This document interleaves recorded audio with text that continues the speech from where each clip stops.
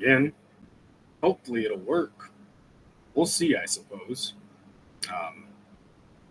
Ended the stream because it wouldn't let me show up, so hopefully I am showing up now. We'll see, I suppose.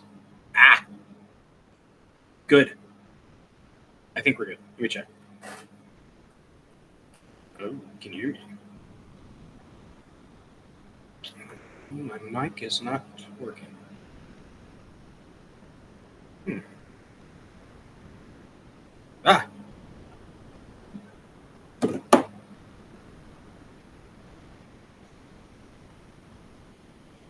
And I'm going to have to turn off my air conditioner. Be right back.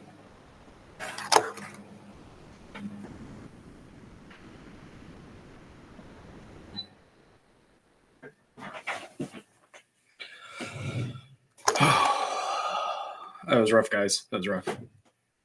That was super rough. But we are here. We are here. Hopefully I can start sharing some links out. So if you see me looking down, that's what I'm doing. Hello, everybody. Hope you all have had a good week. This debate has been interesting thus far. Biden sounds like garbage. Trump is on top of it. Biden looks very confused most of the time. I really wish that Trump would offer Biden a lozenge or a Tic Tac. That would be hilarious. If Trump would do that, that would definitely win him some votes. Biden sounds god-awful. He sounds old. He sounds tired. He sounds weak. Let's go ahead and start sharing the screen, and hopefully we get some more people in here to watch and participate in the chat. If not, that's okay. But figured I would go ahead and stream. Everybody else is streaming. I know hundreds of thousands of people are watching, more larger creators, but I kind of wanted to do my own thing. So, and I'm going to be, after we get done watching the debate, we're going to process it a little bit. And I have a few topics that I want to talk about, such as Assange being set free. Excellent news. Not the best conditions. Had to plead guilty. Not good. We're also going to talk about the Surgeon General declaring gun violence a public health crisis. Very, very bad. Very bad move. Very bad move. Not good based on what the last thing they did with the public health emergency. So, yeah, be ready for that. Then we are going to go into talking about the Supreme Court cucking. They didn't do what they should have done. They used standing to pretty much wuss out. That's what they did. So the Supreme Court did. Our Federalist Society folks that Trump put on there, he should have done a better job picking the people for the Supreme Court. It's one thing you need to improve on, Trump. And then after that, we've got a feel-good story, a fun story. We're going to watch Tucker Carlson roast the hell out of that Aussie reporter who was she just couldn't quit taking the beating, and it was beautiful. So we're going to get into that after we watch this debate. So I'm going to start sharing my screen, and we will hopefully get some people in here to hang out and watch this debate. I said, and he's right about this. I said, no, I'm not going to support NATO if you don't pay. They asked me that question. Would you guard us against Russia at a very secret meeting of the 28 states at that time, nations at that time? And I said, no, if you don't pay, I won't do that. And you know what happened? Billions and billions of dollars came flowing in the next day and the next months. But now we're in the same position. We're paying everybody's bills. Let's turn to the issue of democracy. Former President Trump, I want to ask you about January 6, 2021. After you rallied your supporters that day, some of them stormed the Capitol to stop the constitutionally mandated counting of electoral votes. As president, you swore an oath to, quote, preserve, protect, and defend, unquote, the Constitution. What do you say to voters who believe that you violated that oath through your actions and inaction on January 6th and worry that you'll do it again? Well, I don't think too many believe that. And let me tell you about January 6th. On January 6th, we had a great border. Nobody coming through, very few. On January 6th, we were energy independent. On January 6th, we had the lowest taxes ever. We had the lowest regulations ever. On January 6th, we were respected all over the world. All over the world, we were respected. And then he comes in, and we're now laughed at. We're like a bunch of stupid people. What happened to the United States' reputation under this man's leadership is horrible, including weaponization, which I'm sure at some point you'll be talking about, where he goes after his political opponent because he can't beat him fair and square.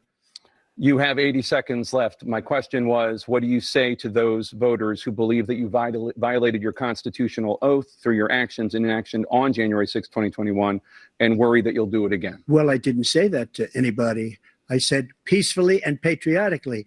And Nancy Pelosi, if you just watched the news from 2 days ago, on tape to her daughter, who's a documentary filmmaker, they say, but she's saying, oh, no, it's my responsibility. I was responsible for this because I offered her 10,000 soldiers or National Guard, and she turned them down. And the mayor of, in writing, by the way, the mayor in writing turned it down, the mayor of D.C. They turned it down. I offered 10,000 because I could see, I had virtually nothing to do. They asked me to go make a speech. I could see what was happening. Everybody was saying they're going to be there on January 6th. They're going to be there. And I said, you know what? There's a lot of people coming. You could feel it. You could feel it too, and you could feel it. And I said, they ought to have some National Guard or whatever. And I offered it to her. And she now admits that she turned it down. And it was the same day she was, I don't know, she can't be very happy with her daughter because it made her into a liar. She said, I take full responsibility for January 6th. President Biden? Look, he encouraged those folks to go up on Capitol Hill, number one.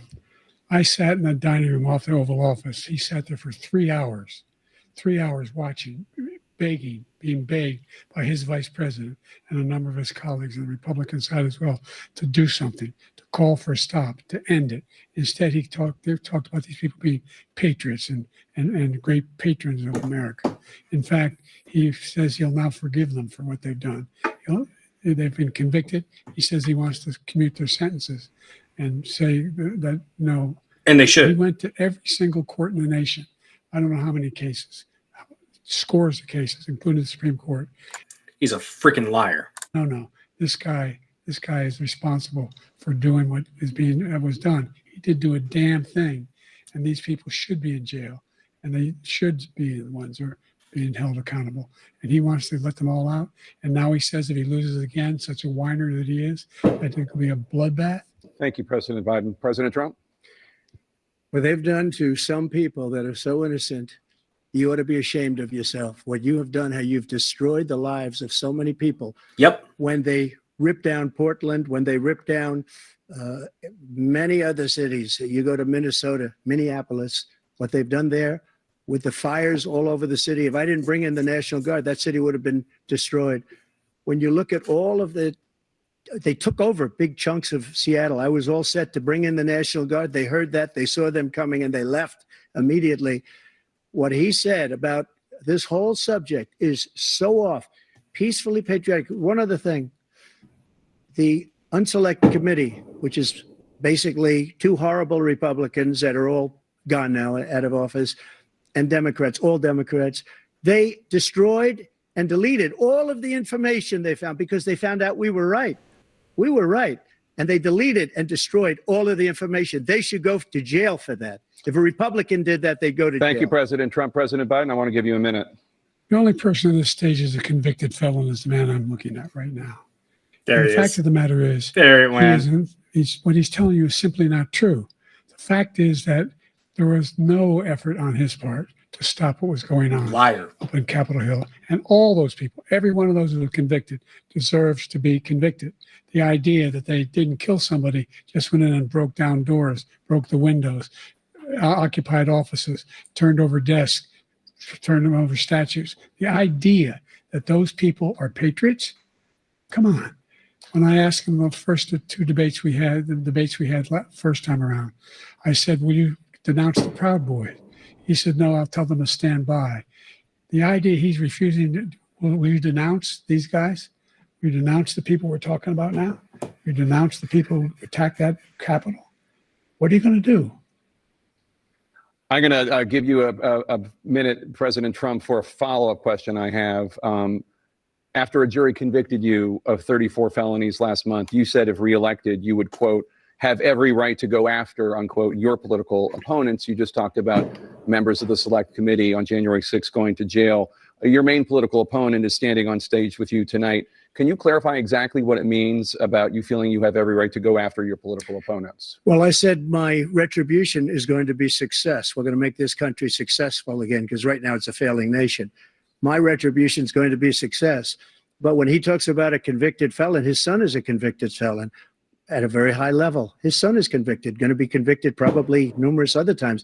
Should have been convicted before, but his Justice Department let the statute of limitations lapse on the most important things.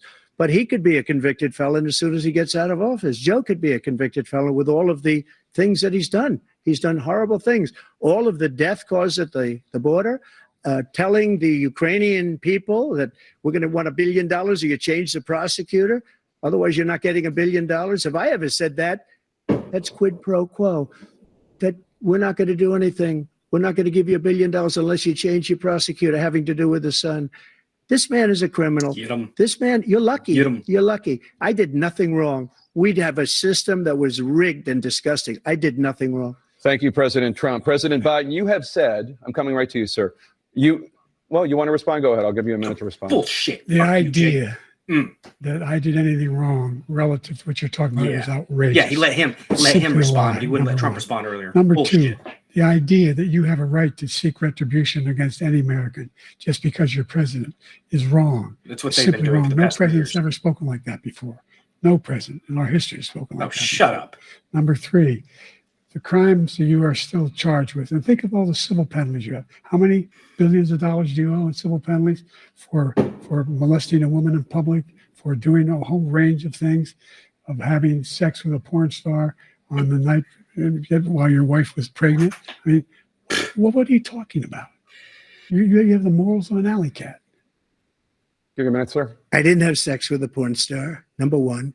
Number two, that was a case that was started and moved. They moved a high-ranking official, a DOJ, into the Manhattan DA's office to start that case. That case is going to be appealed and won. We had a very terrible judge, a horrible judge, Democrat. The prosecutor were all high-ranking Democrats, appointed people, and both the civil and the criminal. He basically went after his political opponent because he thought it was going to damage me. But when the public found out about these cases, because they understand it better than he does, he has no idea what these cases are. But when they found out about these cases, you know what they did? My poll numbers went up, way up. You know that because you're reporting it. And we took in more money in the last 2 weeks than we've ever taken in the history of any campaign. I don't think any campaign has ever taken. Hundreds of millions of dollars came pouring in because the public knows it's a scam and it's a guy that's after his political opponent because he can't win fair and square. Thank you, President Trump. Same. President Biden, you Boom. have said, quote, Donald Trump and his MAGA Republicans are determined to destroy American democracy. Do you believe that the tens of millions of Americans who are likely to vote for President Trump will be voting against American democracy? The more they know about what he's done, yes. The more they know about what he's done. And there's a lot more coming. He's got a lot of cases down the road coming around. He's got a whole range of issues he has to face. I don't know what the juries will do, but I do know he has a real problem. And so the fact that, could you ever think you heard any president say that I'm going to seek retribution? You ever hear any presidents say that I thought Hitler had some good ideas? What got me involved to run in the first place after my son had died, I decided in Iraq, because of Iraq, I said I wasn't going to run again until I saw what happened in Charlottesville, Virginia. People coming out of the woods carrying swastikas on torches, and singing the same anti-Semitic bile they sang when back in Germany. And the young woman got killed. I spoke to the mother, and they asked him, they said, what do you think of those people? The ones that got killed, the one who tried to stop it, and the ones he said, I think they're fine people on both sides. What American president would ever say, Nazis coming out of fields carrying... Snopes just finally admitted 7 years later that was a fucking lie. Yep. Lying son of a gun. All right. I'd like to know what they are. The good things Hitler's done, that's what he said. This guy has no sense of American democracy. President Trump.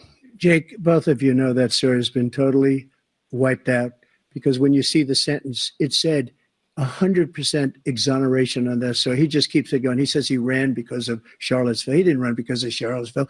He ran because it was his last chance. He's not equipped to be president. You know it, and I know it. It's ridiculous. We have a debate.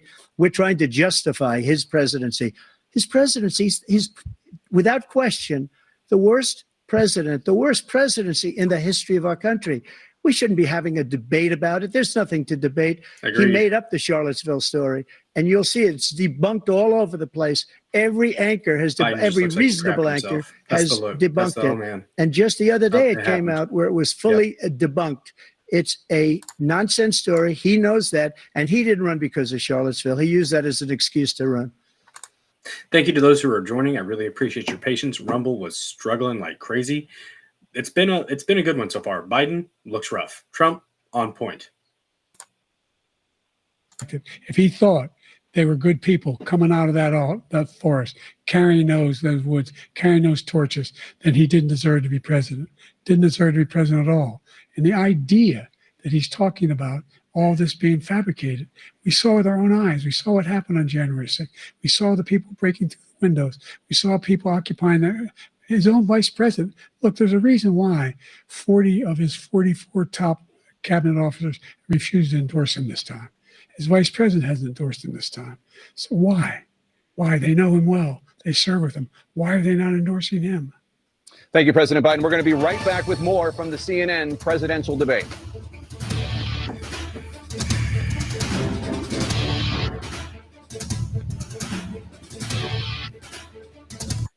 All right, I'll bring that down. Guys, I do appreciate everybody who did join. I had to end the stream on the first stream that I had up. It just was not working. So I just ended it, created a new one, got it up, and we're rolling. So Freedom JB, thank you so much for joining. I appreciate you. For the 4 or 5 other people that are on, thank you so much. We are going to be watching the debate. We're going to be talking. I'm going to try not to interrupt too much. But I am going to have to say some things here and there. Some of that shit that Biden was just spewing was absolute garbage. Trump is on point. Biden sounds like he needs a lozenge. If Trump would offer him a lozenge, that would be hilarious. I would love it. I would pay for Trump to be like, hey, you're sounding a little bit hoarse there. Do you need a cough drop, buddy boy? Huh? Biden looks lost. He looks utterly confused. He looks tired and sad. I'm wondering if they're just letting him be him. Didn't pump him full of any of the dang drugs that they had him on for the last, the State of the Union. This might be setting him up to be replaced. That's the vibe that I got listening to him for the first couple minutes. He's gotten a little bit more fire here and there, though, but he just looks like an angry old man. That's what Biden looks like. And that's actually, making them be silent for a moment is actually going to help Trump. That's what I'm seeing so far. You get to listen to Biden uninterrupted, and the American people listening to Biden uninterrupted is what's going to help Trump the most. Let Biden have enough rope to metaphorically hang himself. That's what we're doing here, and it's actually helping. Biden looks god-awful. Trump looks like a Chad. That's what I'm seeing so far. If you guys have any comments in the chat, please feel free to drop them. If it's something particularly interesting, I'll pin it up on the screen and give you a little bit of spotlight there. After we get done with the debate, we're going to talk about it a little bit, process it, and then we're going to move into some topics. I've got Assange. I've got the Supreme Court being wusses and using standing to cop out of making a decision about the government censoring people through pressuring social media. And then we will be talking after the Supreme Court. We're going to be talking gun control or the gun violence crisis, according to Mr. Vivek, the Surgeon General. After we get done with that, all the serious stuff out the way, we are going to watch and just bask in the glory that is Tucker Carlson roasting the hell out of an Aussie reporter. And she just could not stop herself. She kept asking the dumb questions, and Tucker destroyed her, and it was glorious. So that's some of the stuff that we're going to be talking about after the debate. Now we have an ad. Does anyone watch The Daily Show anymore? I used to love that show. Daily Show was great. And then it wasn't. And, well, now you got Trevor Noah, I think, is still the main guy. We're going to bring the audio back in here when they get back. I don't think we're there yet. Trump was solid. He could have been a little bit better on January 6th stuff or Certification Day 2021 stuff. Biden literally has been lying a few times and been called out. And if they do a fact check, he tried to do the Charlottesville thing. Good people on both sides, very fine people on both sides. Evidently, when he was hanging out at Camp David, he didn't see that Snopes literally just disproved that. So,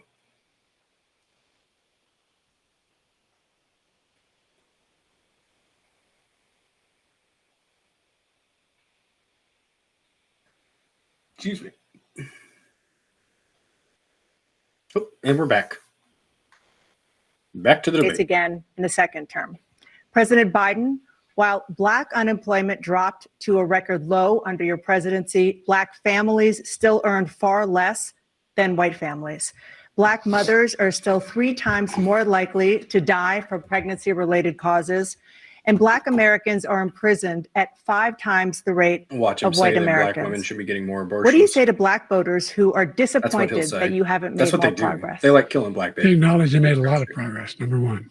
The fact of the matter is there's more small Black businesses that have been started than any time in history. The audio Number was two, off. the wages of Black unemployment is the lowest level it's been in a long, long time. Number three, we're trying to provide housing for Black Americans. Get the word out there, buddy. And dealing Come on, with the come on, old feller. segregation You can that do it. exists among these corporations that collude to keep people out of their houses. Come on, Biden. You In can do it. addition to that, we find that the impact on To all those watching me on X, choice thank that you. Black families have to I make greatly relative appreciate to you. child I'll try to care actually keep is an eye on incredibly the. difficult. I'm gonna. And we did pin the that first major piece of legislation in the profile. past. I was able to That way it's reduce at the top. Black And child care costs. I cut them in half. We've got to make sure we provide for child care costs. We've got to make sure, because when you provide those child care protections, you increase economic growth because more people can be in the job market. So there's more to be done, considerably more to be done. But we've done a great deal so far, and I'm not letting up, and they know it. You have 49 seconds left. What do you say to Black voters who are disappointed with the progress so far? I say I don't blame them for being disappointed. Inflation is still hurting them badly. Mhm. For example, I provided for the idea that any Black family first-time home buyer should get a $10,000 tax credit to be able to buy their first home so they can get started. I made sure that we're in a situation where all those Black families and those Black individuals who provided had to take out student loans that were ballooning, that if they were engaged in nursing, anything having to do with volunteerism, if they paid their bills for 10 years on their student debt, all the rest was forgiven. But today, mister. And we're going to do a whole lot more for Black families. Thank you, President Trump. And he caused the inflation. He's blaming inflation, and he's right. It's been very bad. He Yep. caused the inflation, and it's killing Black families and Hispanic families and just about everybody. It's killing people. They can't buy groceries anymore. They can't. You look at the cost of food where it's doubled, and tripled, and quadrupled. They can't live. They're not living anymore. He caused this inflation. I gave him a country with essentially no inflation. It was perfect. It was so good. All he had to do is leave it alone. He destroyed it with his Green New scam and all this money that's being thrown out the window. He caused inflation. As sure as you're sitting there, the fact is that his big kill on the Black people is the millions of people that he's allowed to come in through the border. They're taking Black jobs now. And it could be 18, it could be 19, and even 20 million people. They're taking Black jobs and they're taking Hispanic jobs. And you haven't seen it yet, but you're going to see something that's going to be the worst in our history. Thank you. President Biden? There was no inflation when I became president. You know why? The economy was flat on its back, 15% unemployment. He decimated the economy, absolutely decimated the economy. That was because of COVID. That's why there was no inflation at the time. Well, there were no the jobs. response to COVID. Provided thousands of millions of jobs for individuals who are in all communities, including minority communities. We made sure that they have health insurance. We have covered, the ACA has increased. I made sure that they're $8,000 per person in a family to get written off for health care. But this guy wants to eliminate that. They tried 50 times. He wants to get rid of the ACA again. And they're going to try again if they win. We find ourselves in a position where Yeah, the they should. idea It was a gift to the insurance companies. We put more police on the street than any administration has. He wants to cut the cops. We're providing for equity and making sure people have a shot to make it. There's a lot going on, but in inflation, he caused it by his tremendous malfeasance in the way he handled the pandemic. Thank you. Another persistent challenge is the climate crisis. 2023 was the hottest year in recorded history, and communities across the country are confronting the devastating effects of extreme heat, intensifying wildfires, stronger hurricanes, and rising sea levels. Former President Trump, you've vowed to end your opponent's climate initiatives, but will you take any action as president to slow the climate crisis? Let me just go back to what he said about the police, how close the police are to him. Almost every police group in the nation from every state is supporting Donald J. Trump. Almost every police group. And what he's done to the black population is horrible, including the fact that for 10 years he called them super predators. We can't, in the 1990s, we can't forget that. Super predators was his name, and he called it to them for 10, and they've taken great offense at it, and now they see it happening. But when they see what I did for criminal justice reform and for the historically black colleges and universities, where I funded them and got them all funded, and the opportunity zones with Tim, as you know, Tim Scott was incredible. He did a great job. Great senator from South Carolina. He came to me with the idea, and it was a great idea. It's one of the most successful economic development acts ever in the country, opportunity zones. And the biggest beneficiary are blacks. And that's why we have the best numbers with them in maybe ever. They're saying ever. I read this morning where ever, the best numbers. It's like he's 19%. lost much of the black population because he's done a horrible job for black people. He's also done a horrible job for Hispanics. But wait till you see these millions of people pouring into our country, and they're going to take the jobs, and it's already started, and you haven't seen anything yet. It's a disaster. You 38 seconds left. President Trump, will you take any action as president to slow the climate crisis? So I want absolutely immaculate clean water, and I want absolutely clean air, and we had it. We had H2O. We had the best numbers ever. H2O. And we did. H2O. All forms of energy, all forms, everything. And yet, during my 4 years, I had the best environmental numbers ever. And my top environmental people gave me that statistic just before I walked on the stage, actually. I don't know where the hell he's been. The idea I don't know where you've that been. anything he said is true. I passed the most extensive, H2O. most That's gonna be extensive climate mean. change legislation in history. In history, we find ourselves, and by the way, black colleges. I came up with $15 billion for HBCUs, historic black universities and colleges, because they don't have those. They don't have the kind of contributors that they have to build these laboratories and the like. Any black student is capable in college of doing what any white student can do. They just don't have the money, but now they'll be able to get those jobs in high tech. We're in a situation where the idea that he is claiming to have done something that had the cleanest water. He hadn't done a damn thing for the environment. He pulled out of the Paris Peace Accord, Climate Accord. I immediately joined it because if we reach 1.5 degrees Celsius at any one point, there's no way back. The only existential threat to humanity is climate change, and he didn't do a damn thing about it. He must undo all that I've done. The Paris Accord was going to cost us $1 trillion, and China nothing, and Russia nothing, and India nothing. It was a ripoff of the United States. And I ended it because I didn't want to waste that money because they treat us horribly. We were the only ones. It was costing us money. Nobody else was paying into it. And it was a disaster. But everything that he said just now, I'll give you an example. I heard him say before insulin.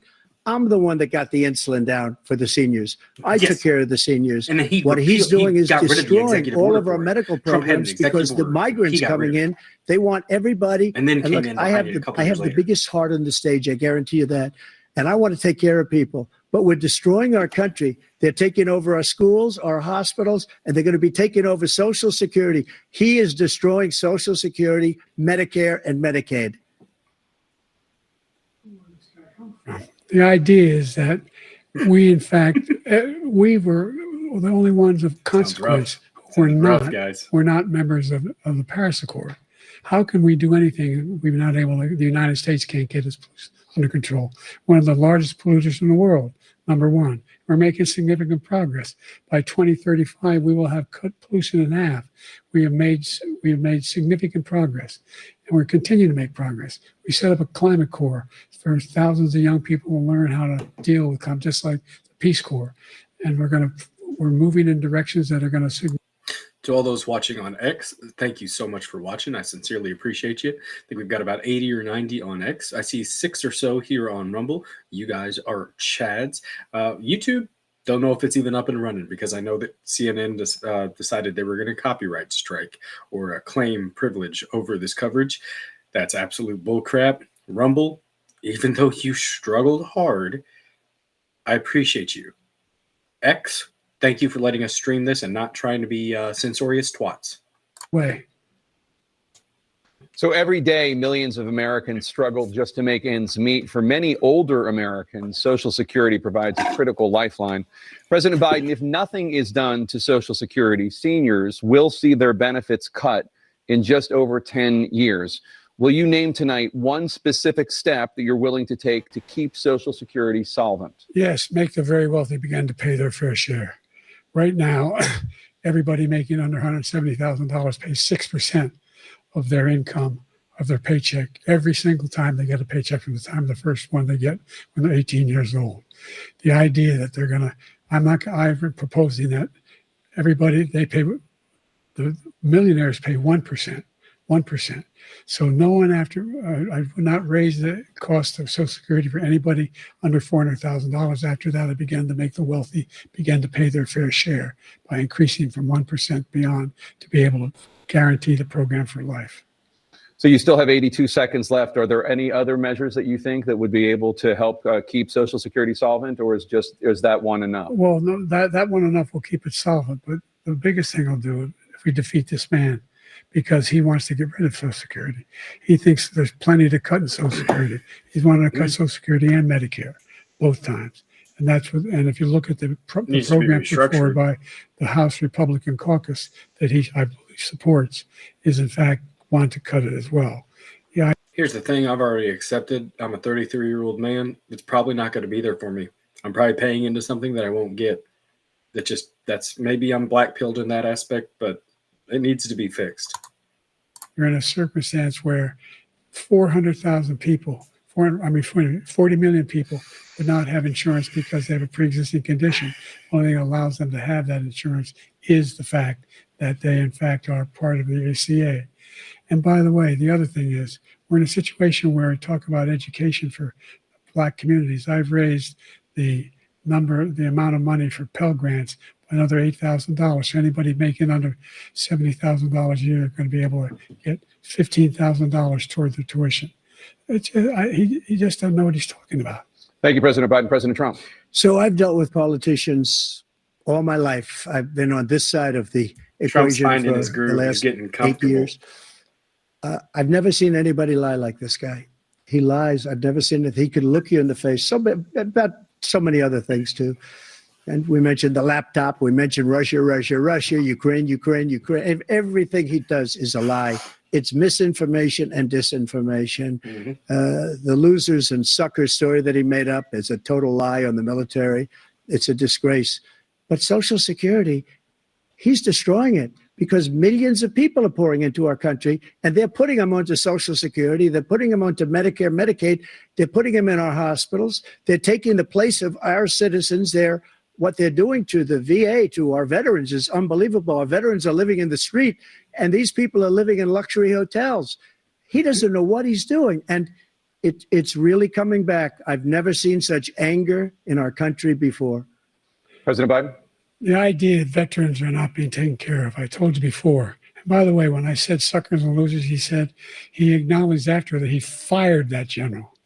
That general got fired, because he's the one that acknowledged that that's what he said. He was the one standing with Trump when he said it, number one. Number two, one guy, the idea that we're going to be in a situation where all these millions and millions, the way he talks about it, illegal aliens are coming into the country and taking away our jobs. There's a reason why we have the fastest growing economy in the world, the reason why we have the most successful economy in the world. We're doing better than any other nation in the world. And by the way, those 15 Nobel laureates he talked about being phony, those 15 Nobel laureates, economists, they all said that if Trump is reelected, we're likely to have a recession and inflation is going to increasingly go up. And by the way, worst president in history, 159 presidential scholars voted him the worst president in the history of the United States of America.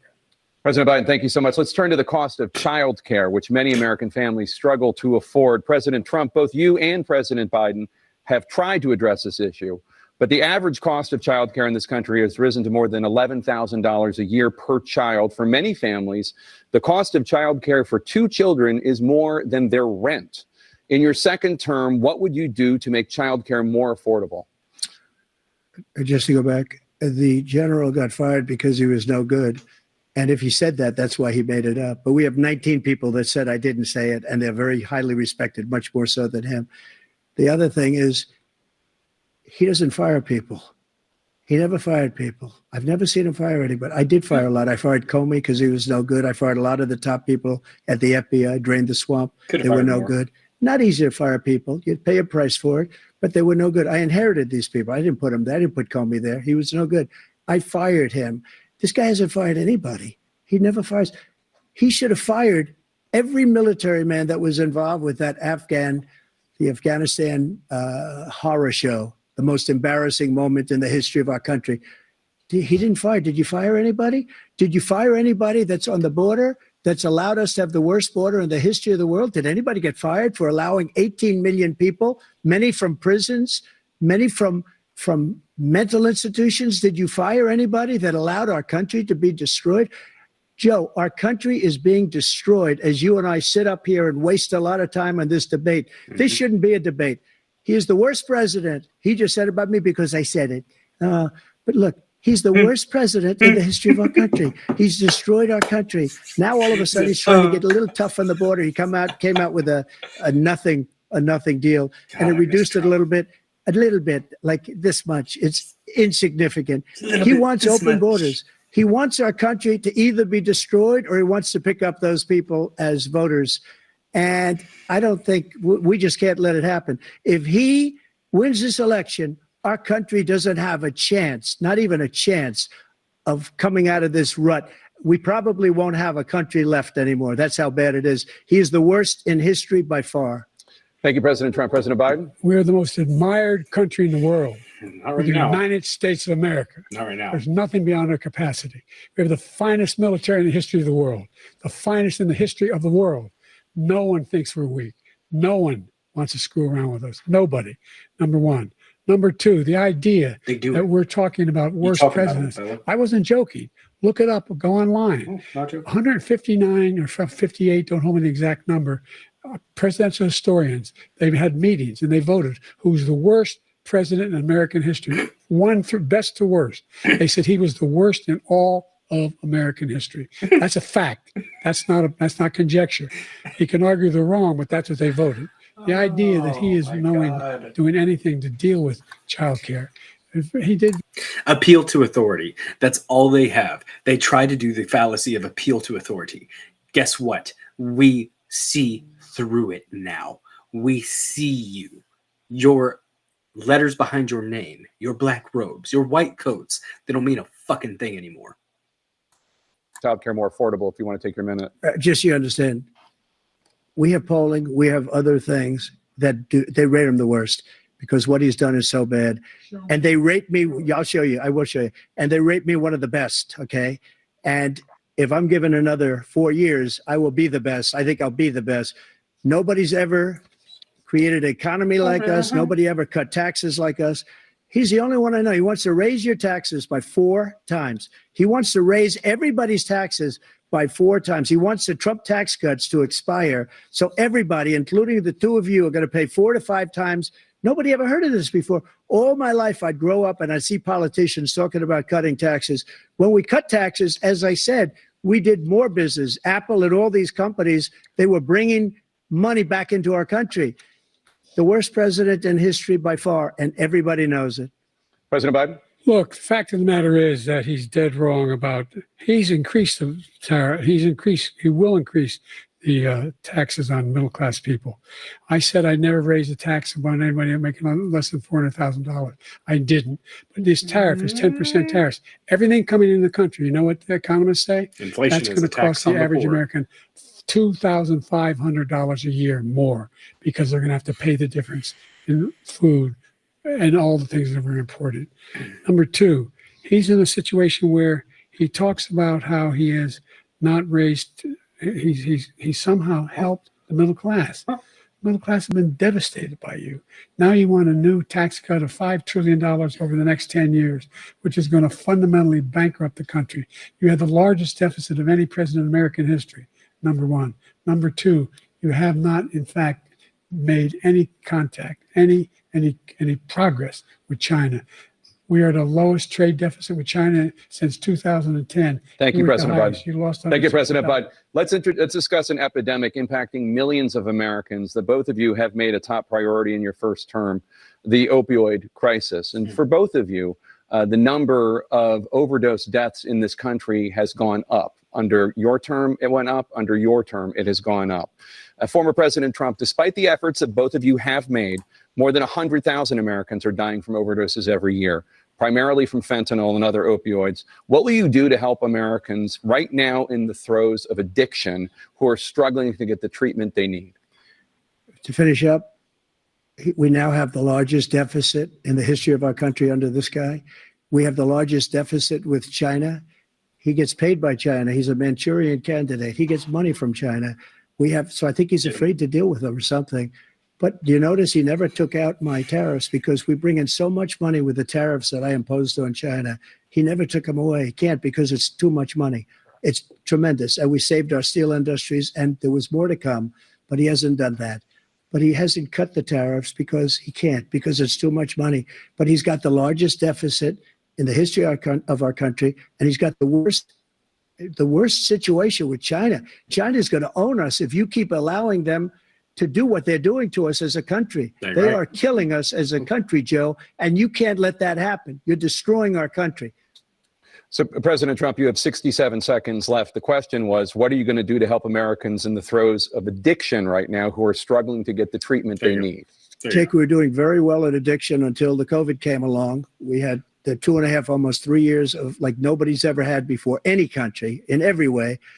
And then we had to get tough. And it was the drugs pouring across the border it started to increase. We got great equipment. We bought the certain dog that's the most incredible thing that you've ever seen, the way they can spot it.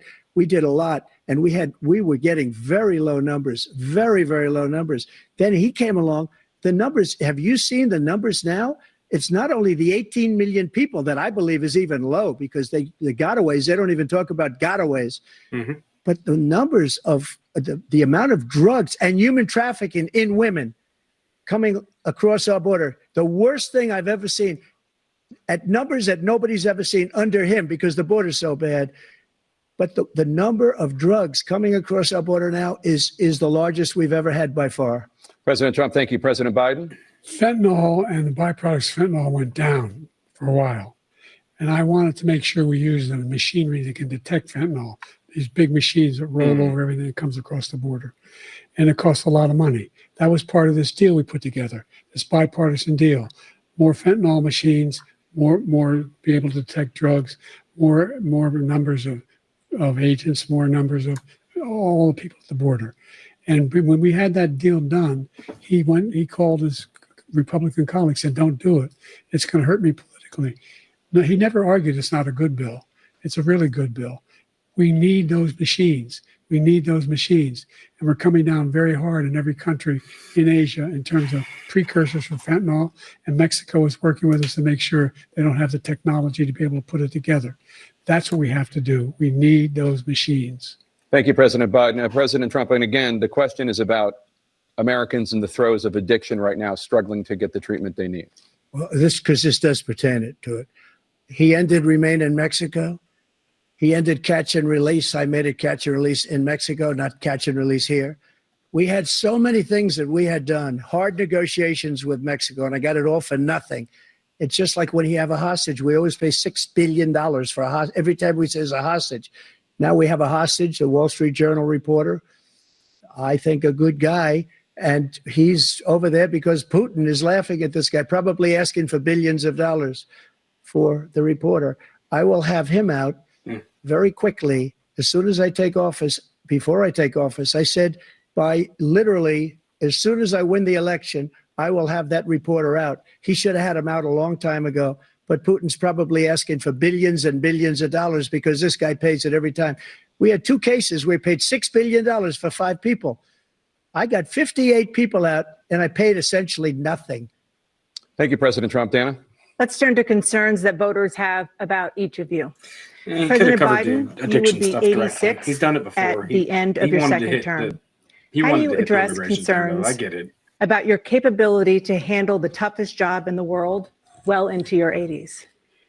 Well, first of all, I spent half my career being criticized being the youngest person in politics. I was the second youngest person ever elected to the United States Senate, and now I'm the oldest.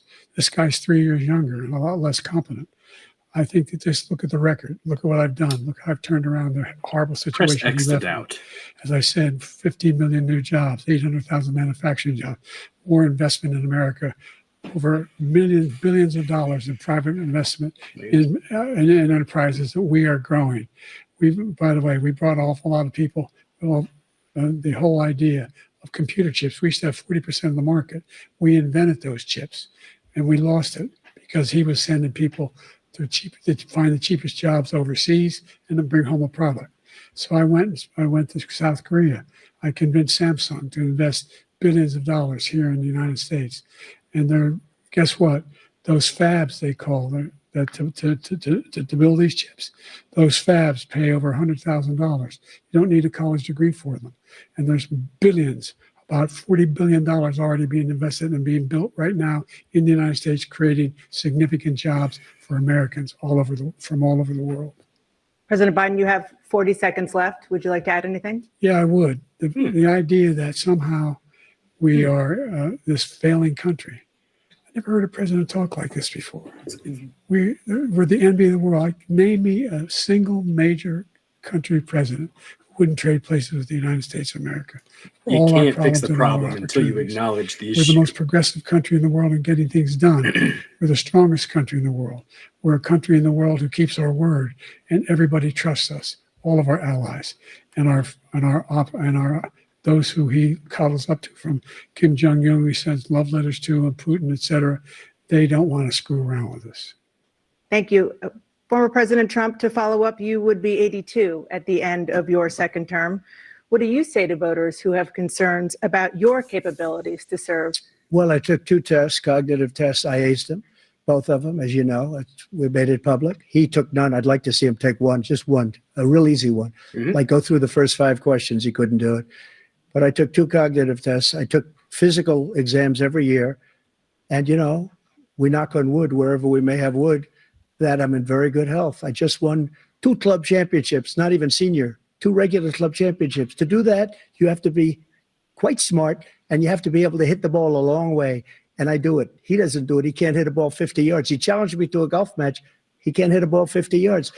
I think I'm in very good shape. I feel that I'm as in good a shape as I was 25, 30 years ago. Actually, I'm probably a little bit lighter, but I'm in as good a shape as I was years ago. I feel very good. I feel the same. But I was willing to take a cognitive test. And you know what? If I didn't do well, I aced them. Dr. Ronnie Jackson, who's a great guy when he was White House doctor. And then I took another one, a similar one. And one of them said they've never seen anybody ace him. Thank you. President Biden? You can see he is 6'5" and only 223 pounds, or 235 pounds. Well, you said 6'4", 200. Well, anyway, that's what anyway. Just take a look at what he says he is, and take a look at what he is. Look, I'd be happy to have a driving contest with him. I got my handicap, which when I was vice president, down to a 6. But by the way, I told you before, I'm happy to play golf if you carry your own bag. Think you can do it? That's the biggest lie. He's a 6 handicap of all. I was at 8 handicap. Yeah. 8. Never. But I had, I've seen you swing. I know you swing. Okay, let's not act like children. President Trump, we're going to 21 turn Let's not act like children. to You're a a child. specific concern Got him. that voters have about He you. took the man Will you route. pledge tonight that once all legal challenges have been exhausted, that you will accept the results of this election, regardless of who wins, and you will say right now that political violence in any form is unacceptable? Well, I shouldn't have to say that, but of course I believe that. It's totally unacceptable. And if you would see my statements that I made on Twitter at the time, And also my statement that I made in the Rose Garden, you would say is one of the strongest statements you've ever seen. In addition to the speech I made in front of, I believe, the largest crowd I've ever spoken to. And I will tell you, nobody ever talks about that. They talk about a relatively small number of people that went to the Capitol and in many cases were ushered in by the police. And as Nancy Pelosi said, it was her responsibility, not mine. She said that loud and clear. Yep. But the answer is, if the election is fair, free, and I want that more than anybody. And I'll tell you something. I wish he was a great president because I wouldn't be here right now. I'd be at one of my many places enjoying myself. I wouldn't be under indictment because I wouldn't have been his political opponent because he indicted me because I was his opponent. I wish he was a great president. I would rather have that. I wouldn't be here. I don't mind being here. But the only reason I'm here is he's so bad as a president that I'm going to make America great again. We're going to make America great again. We're a failing nation right now. We're a seriously failing nation. And we're a failing nation because of him. His policies are so bad. His military policies are insane. They're insane. These are wars that will never end with him. He will drive us into World War III. And we're closer to World War III than anybody can imagine. We are very, very close to World War III, and he's driving us there. And Kim Jong-un and President Xi of China, Kim Jong-un of North Korea, all of these, Putin, they don't respect him. They don't fear him. They have nothing going with this gentleman, and he's going to drive us into World War III. You want a World War III, let him follow and win, and let Putin say, do what you want, NATO. Just do what you want. There's a thing called Article 5. An attack on one is attack on all, required response. The idea, Ukraine isn't I can't think of a single major leader in the world who wouldn't trade places with the job I've done and what they've done. Because we are a powerful nation. We have wonderful people. It's because of the people, not me. It's because of the American people.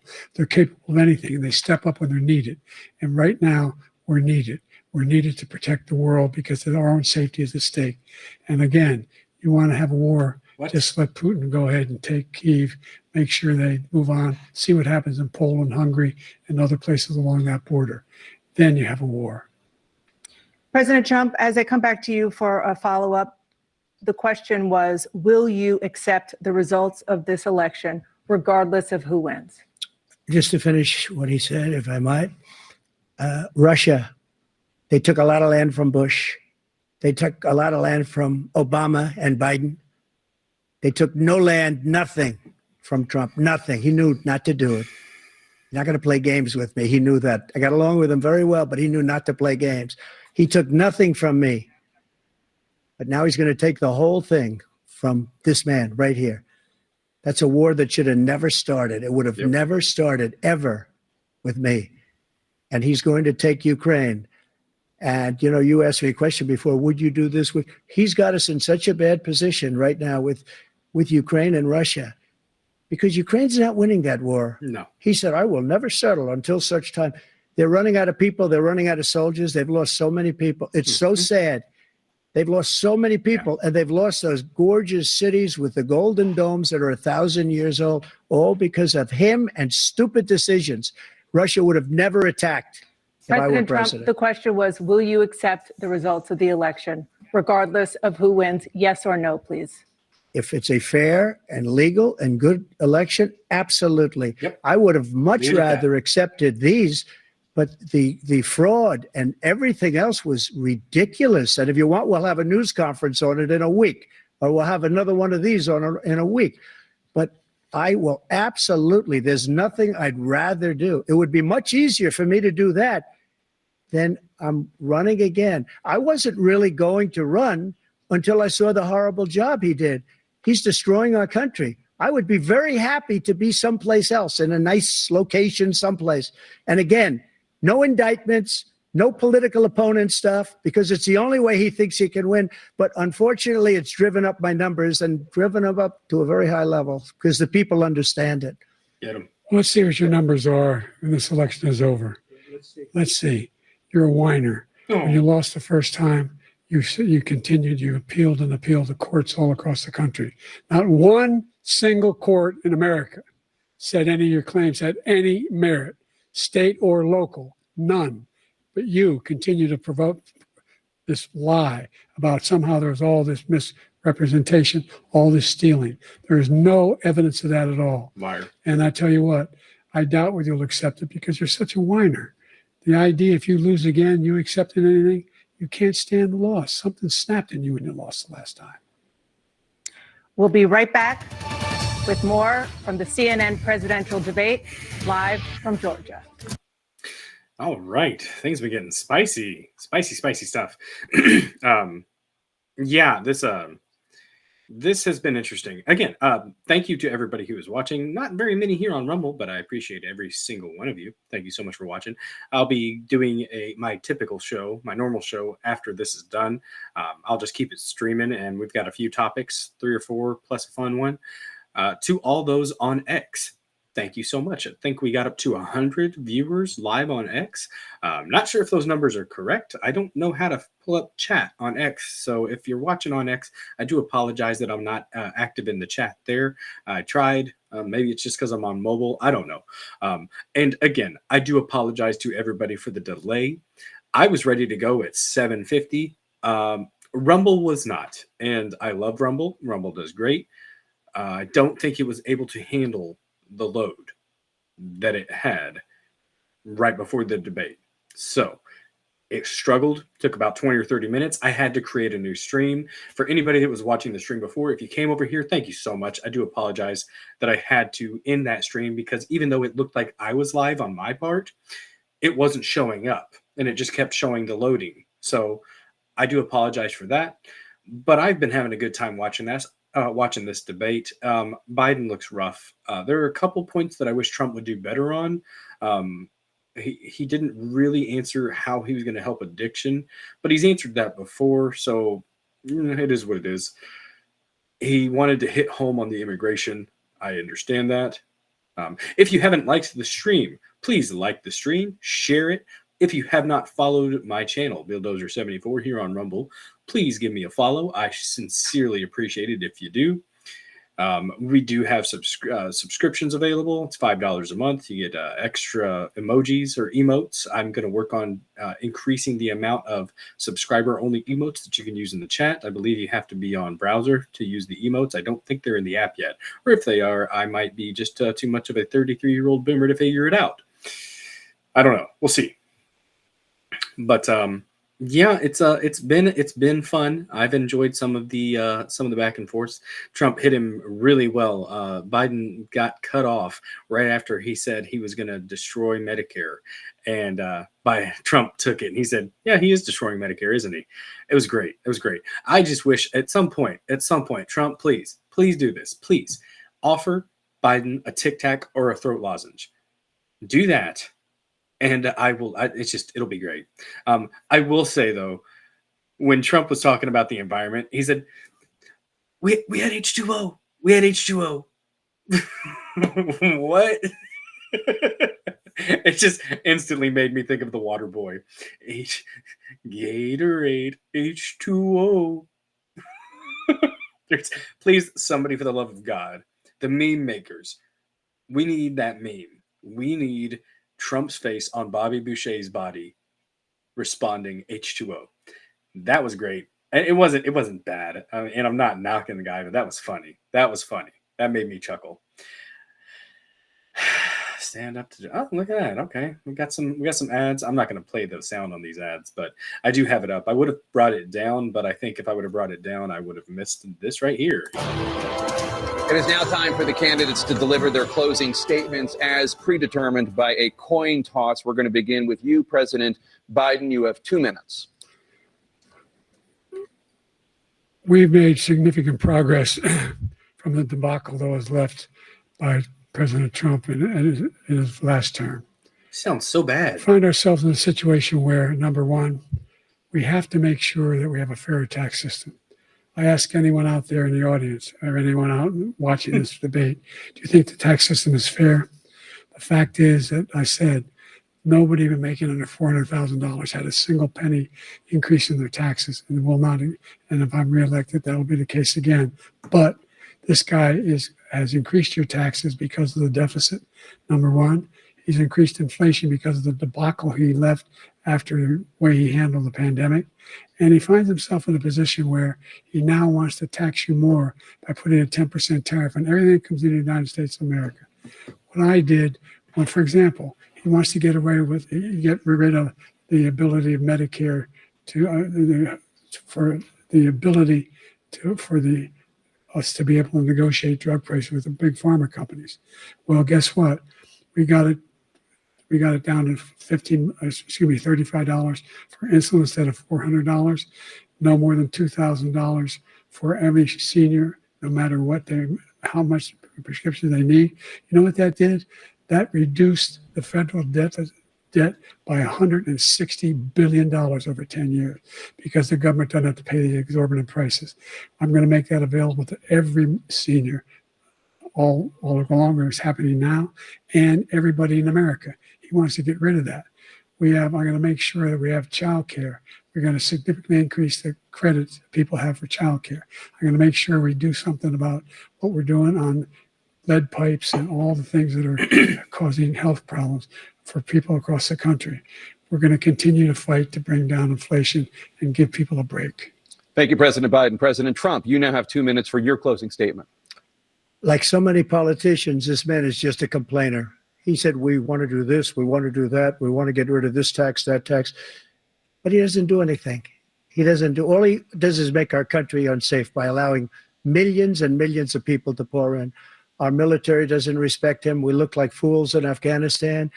We didn't stop Israel. It was such a horrible thing that would have never happened. It should have never happened. Iran was broke. Anybody that did business with Iran, including China, they couldn't do business with the United States. They all passed. Iran was broke. They had no money for Hamas or Hezbollah, for terror, no money whatsoever. Again, Ukraine should have never happened. He talks about all this stuff, but he didn't do it. For 3.5 years, we're living in hell. We have the Palestinians and we have everybody else rioting all over the place. You talk about Charlottesville. This is 100 times Charlottesville, 1,000 times. The whole country is exploding because of you, because they don't respect you, and they have to respect their president, and they don't respect you throughout the world. What we did was incredible. We rebuilt the military. We got the largest tax cut in history, the largest regulation cut in history. The reason he's got jobs is because I cut the regulations that gave jobs, but he's putting a lot of those regulations back on. All of the things that we've done, nobody's never seen anything like, even from a medical standpoint, right to try, where we can try space-age materials instead of going to Asia or going to Europe and trying to get when you're terminally ill. Now you can go and you can get something. You sign a document. They've been trying to get it for 42 years. But you know what we did for the military was incredible. Choice for our soldiers, where our soldiers, instead of waiting for 3 months to see a doctor, can go out and get themselves fixed up and readied up and take care of themselves, and they're living. And that's why I had the highest approval rating in the history of the VA. So all of these things, we're in a failing nation, but it's not going to be failing anymore. We're going to make it great again. Thank you, former President Trump, President Biden. Stay with us because we have full analysis of this debate. Anderson Cooper and Aaron Burnett starts now on CNN.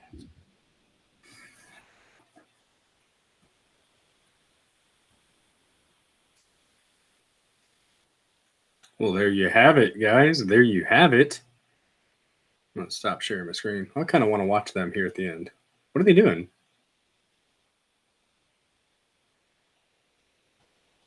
They're just hanging out? Oh. Okay. It's done, I guess. The president and former presidents making their way off the CNN debate handshake. stage. Looks like Jill Biden, the first lady, has come out. Former President Trump walking off the stage. The first debate of the 2024 campaign and the earliest presidential debate ever now in the books and in front of the voters. Tonight, along with Aaron Burnett, the first word on what those voters might make. All right, enough of that. All righty. Well, that was something. That was something, guys. Thank you, everybody. Thank you to everyone who is joining. See, we're creeping up in the numbers on Rumble. I guess stuff finally started to get straight on Rumble. I do apologize to everybody who was ready to start the stream with me at 7:50. I was ready at 7:50, but Rumble was not. But we got it running. I had to end the stream and create a new link because the other one wasn't. It showed that I was streaming, but it wasn't actually showing on the stream that I was actually presenting, or even didn't show my video, audio, nothing. So I do apologize for the technical issues. Rumble, it's rumored that there was a DDoS. I think it was honestly just because there was so many people on. I think Crowder had like 100,000, Temple had like 40,000, multiple people were on. So I do appreciate everybody for hopping on. I have been going for an hour at least. At least I got an hour of the debate. That's something. It's better than nothing. I appreciate everybody who was watching here on Rumble and everybody who is watching on X. I had over 100 people watching on X. So that was pretty awesome. If you haven't liked the stream, please like it, follow, share. We aren't done here. So we're going to talk a little bit about the debate. And then I've got some news stories that we're going to talk about. We're going to talk about the fact that Assange was finally freed from an unjust imprisonment. That man is a damn hero. And I'm glad he's out. We're going to talk a little bit about Pence's response to that, because Pence is, well, an awful human being. What I want to do first, while we're on Rumble, and since Rumble has these awesome things called campaigns or ads, I'm going to read a quick ad real quick since we're at the hour mark, get that out the way, and then we'll continue with the content. We are going to, oh, there's an overlay. Okay. We'll do the left overlay. See if this even works. I don't know. Here we go. Look at this, guys. We've got the Rumble store. Do you support free speech? Do you support platforms that support free speech? Well, if you do, check out the Rumble store. Rumble, even though we had some technical issues at the beginning of the stream, Rumble is dedicated to free speech. And they have a store where you can go buy things. You can buy Rumble merch. You can buy probably... Well, let me see what they've got here. So Rumble's exclusive apparel has finally arrived. They're now offering 20% off all purchases in the Rumble store with discount code DROP20. If you want to support the brand that is fighting for free speech and fighting for our First Amendment, this is the best way to do it. They have tees, sweaters, hats, plus much more. Go to rumble.store and make sure to enter DROP20 as the promo code to get 20% off your entire order. Well, there you go. I think I got to copy that link and put it in chat, maybe. I don't know. Figured I'd go ahead and get an ad read in there. Why not, right? Appreciate your patience on that. So, anyways, like I said, sorry about the issues at the start. I had to create a whole new stream. Do not like that. I am kind of annoyed that that happened. I know a lot of people, a lot bigger accounts than me, were probably a little bit more annoyed than I was. But, you know, it is what it is. It is what it is. We're here, though. We're here, and we got about an hour of the debate. So that's good. Obviously, I mean, I'm biased. I'm going to think Trump won that debate, but I think even objectively, when Biden first started talking, what the crap, guys? What the absolute crap? That Biden sounded rough. He sounded like if they were trying to pump him full of stimulants to get him active, either they're not working anymore, or they just didn't give them to him. And one of my thoughts was, holy crap, are they trying to make it so that people demand a new candidate? Is that what they're doing? I don't know, y'all. I don't know. It's interesting. It kind of looked like that, to be honest. It kind of looked like they might be opening it up to have him replaced. Gosh darn, we're over 100 on X. Thank you guys thank you to everybody who's watching.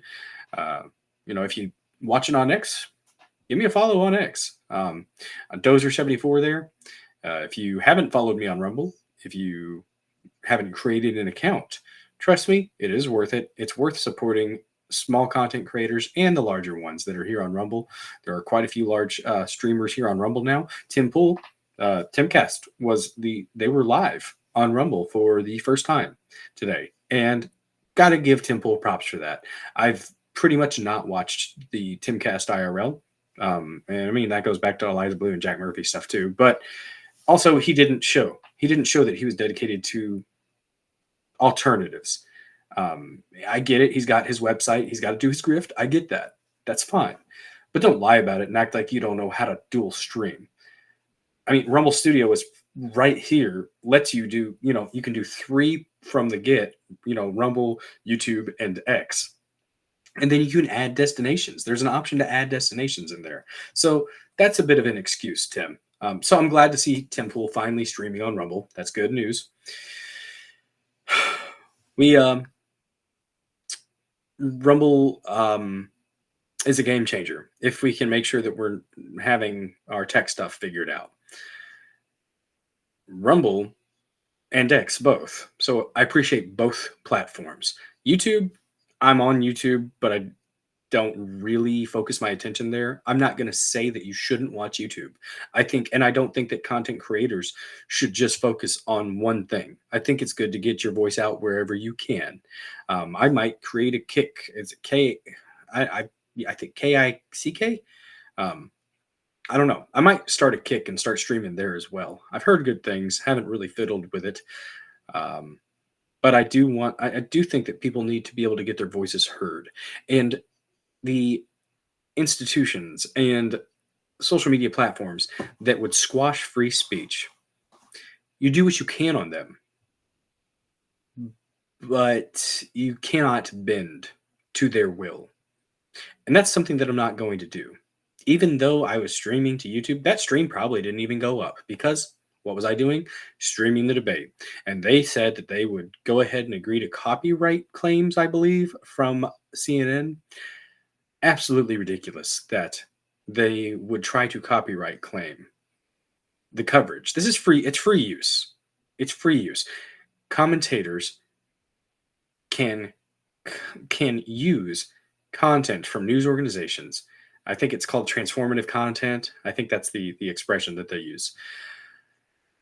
It is insane to me that CNN would try so hard to squash independent commentators like myself, like Tim Pool, like Steven Crowder, like Jeremy from DJ Cobra from Geeks and Gamers. He was on tonight. And while, yes, I know I'm not a big streamer, not even close to these guys. But I figured, you know what? If everyone else is streaming, I can stream too, damn it. That's what I wanted to do tonight. I kind of almost regretted it a little bit there at the start because of the issues that Rumble was having. And the issues were vast. I'm not sure exactly what was going on. I've heard a DDoS attack. I think, honestly, their servers were just overwhelmed with the flow of people. That's what I think happened. Hopefully, the other streams were able to continue. I think the streams that were going, I think they were still able to go. But the ones that were trying to join or had been scheduled, I think they were struggling to get going. I was trying to get my stream to start, but it wasn't. So I do apologize. For those of you that hung around or followed me over to the new link, thank you so much. I sincerely appreciate you. If you haven't liked the stream, go ahead and give me a like. If you feel so inclined, you could give it a little tap. You could smash it. You could, hit it with a hammer. Don't hit it with a hammer. I don't want you to break your devices. But that was good. That was good. I missed seeing Trump on the debate stage. That was fun. I enjoyed the hell out of that. The stark contrast between Cheeto Dictator and Potato, it was baffling.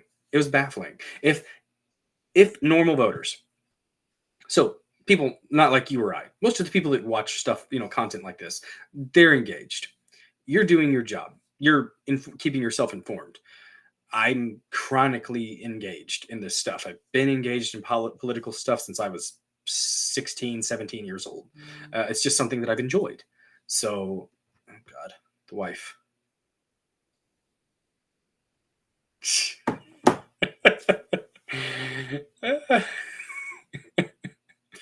All right, hon. All right. But gosh, she threw me off. But anyways, the stark contrast between the two. It was great to see that. I honestly don't think that they gave Biden much of anything. They may have given him a little bit, but he started out so lethargic. And God, man, I wish Trump would have offered him a lozenge. That's the only thing. That's the only gripe that I have. Trump had an opportunity. When he first heard Biden, I guarantee you, he thought about making a quip. But he kept it besides that little back and forth that they did with the golf. That was funny, talking about who could hit farther. And then Trump was able to masterfully slide in and go, well, you know what? Let's not be children. Let's not be children. Okay, Joe? Okay, Joe. Come on, Joe. let's not be kids. Let's just talk about it like adults. We both know that I'm much better at golf than you. Oh my goodness, that was fun. Yeah, that was needed. That was very needed. I missed seeing Trump on the debate stage.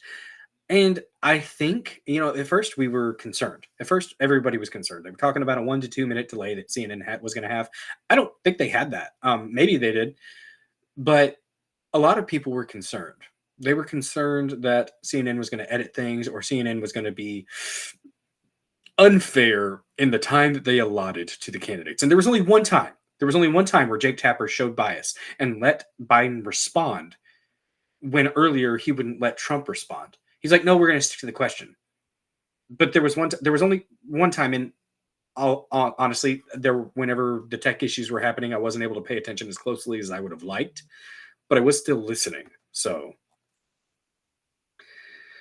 oh my goodness, it was good. It was good. Hope you guys enjoyed watching that. I enjoyed watching it. And to those that are, watching my stream instead of some other gigantic stream, seriously, appreciate you. It does mean a lot. It means a lot. The reason that I do this is to inform and entertain. And if I can help do that with a couple hundred people there, a couple thousand people here, that's important, I think. And I enjoy interacting with people in the chat. I enjoy the back and forth in the comments. If you Rumble comments have actually started picking up a little bit. So if you want to get back, and participate in the comments section, you can do that. If you haven't created a Rumble account, doesn't take too long. Takes a couple minutes. Not going to hurt you. And it's worth it, I think, to show your support for a free speech platform and support your favorite creators. So I enjoyed watching that. I do regret that there were some issues there at the start, but things turned around. They got better. So it rounded out. It rounded out. I think that was a really good showing for the first debate. Trump was professional. He was strong. He was assertive. And there were a couple times where I do wish he would have been a little bit more concise in how he answered the question, or answered the question that was asked. There were, like with the addiction one, I would have liked to hear his answer, or I would have liked, scratch that. I've heard his answer. I would have liked the American people that are watching the CNN debate. I would have liked them to hear his answer on how they're going to help with addiction, because in the past he laid out a framework for it. And that's actually one good thing, that he could partner with Robert F. Kennedy Jr.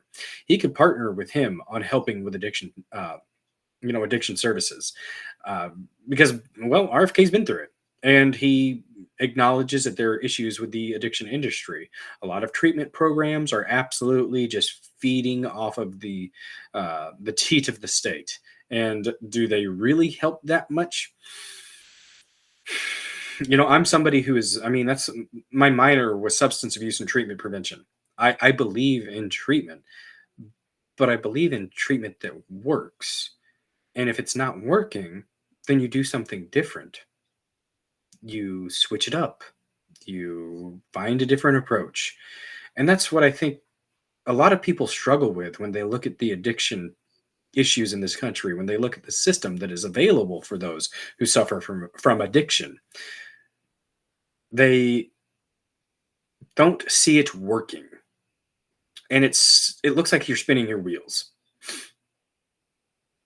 One thing that I think Trump has said is that he's going to work with local and state organizations to foster a more successful treatment approach to those struggling with addiction. I might try to look it up here in a little bit, but kind of just, I don't know. If you guys have any questions or anything like that, throw them out in the chat. If anybody wants to send a Rumble rant, or you don't have to, but if you wanted to, you can.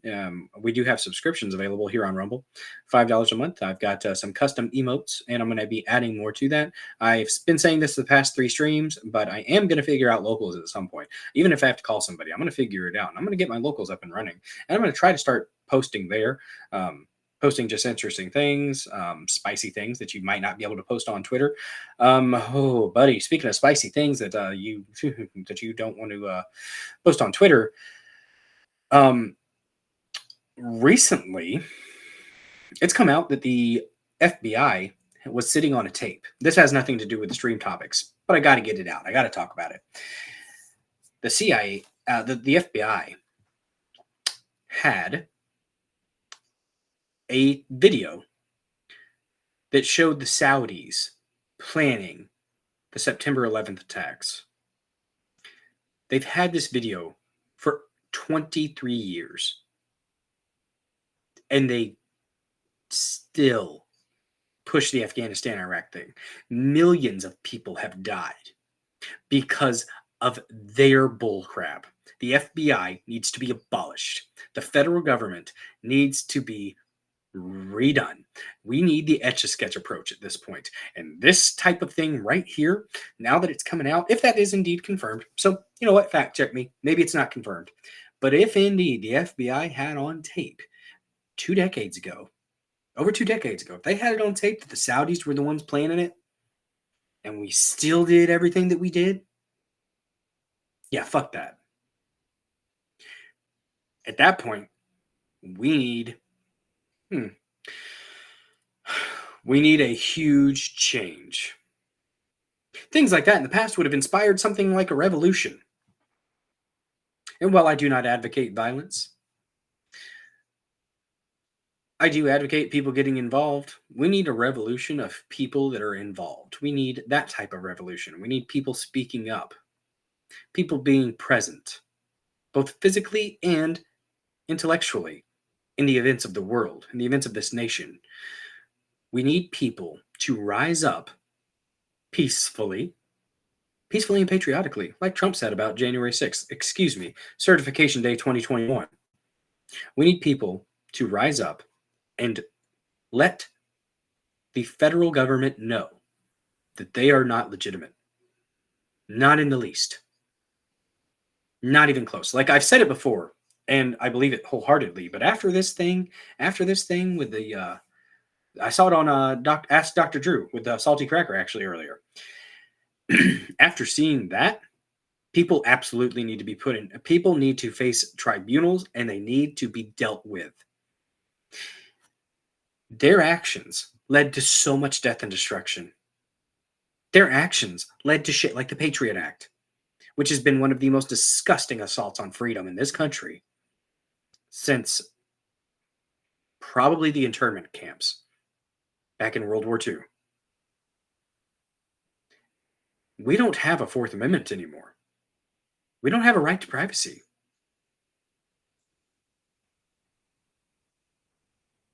We don't have the assumption that the federal government is there to protect the homeland. That's what the job of the federal government is supposed to be. To protect the homeland, to protect the country. That's what you use the military for. It's fallen far, far away from its intended purpose, y'all. Far away. Something needs to be done about that. That can't just be hung out there to dry. That can't just sit there. Somebody somewhere, some attorney general from some state needs to latch onto that and actually go after these people. Whoever it was that was responsible for this, that is a treasonous bastard that needs to meet the consequence that is appropriate for treason. We're at that point. We're absolutely at that point. I don't know how else to phrase it. But I'm so done. I'm so done acting like there's a process that this is just what this, these people in power do. And this, no, fuck that. I'm done. I'm done. These people need to be held accountable. You still have people like Hillary Clinton that are never going to be held accountable for the things that they did because they are in a different class. It's a big club and you ain't in it. But here's the thing. We don't want to be in that club, guys. But that club needs to be disbanded. And they need to be held accountable for their violence against this country, their violence against this world. That's what we need. That's what we need. So to give you a brief rundown of what we're going to be talking about here, I think we've pretty much kind of wrapped up the presidential debate. That was it was fun to watch. I do hope that you guys did enjoy my little quips here and there. Hopefully I wasn't too much of a hype man. It was a good back and forth. Biden just looks like a sad, tired old man. I'm trying to be objective.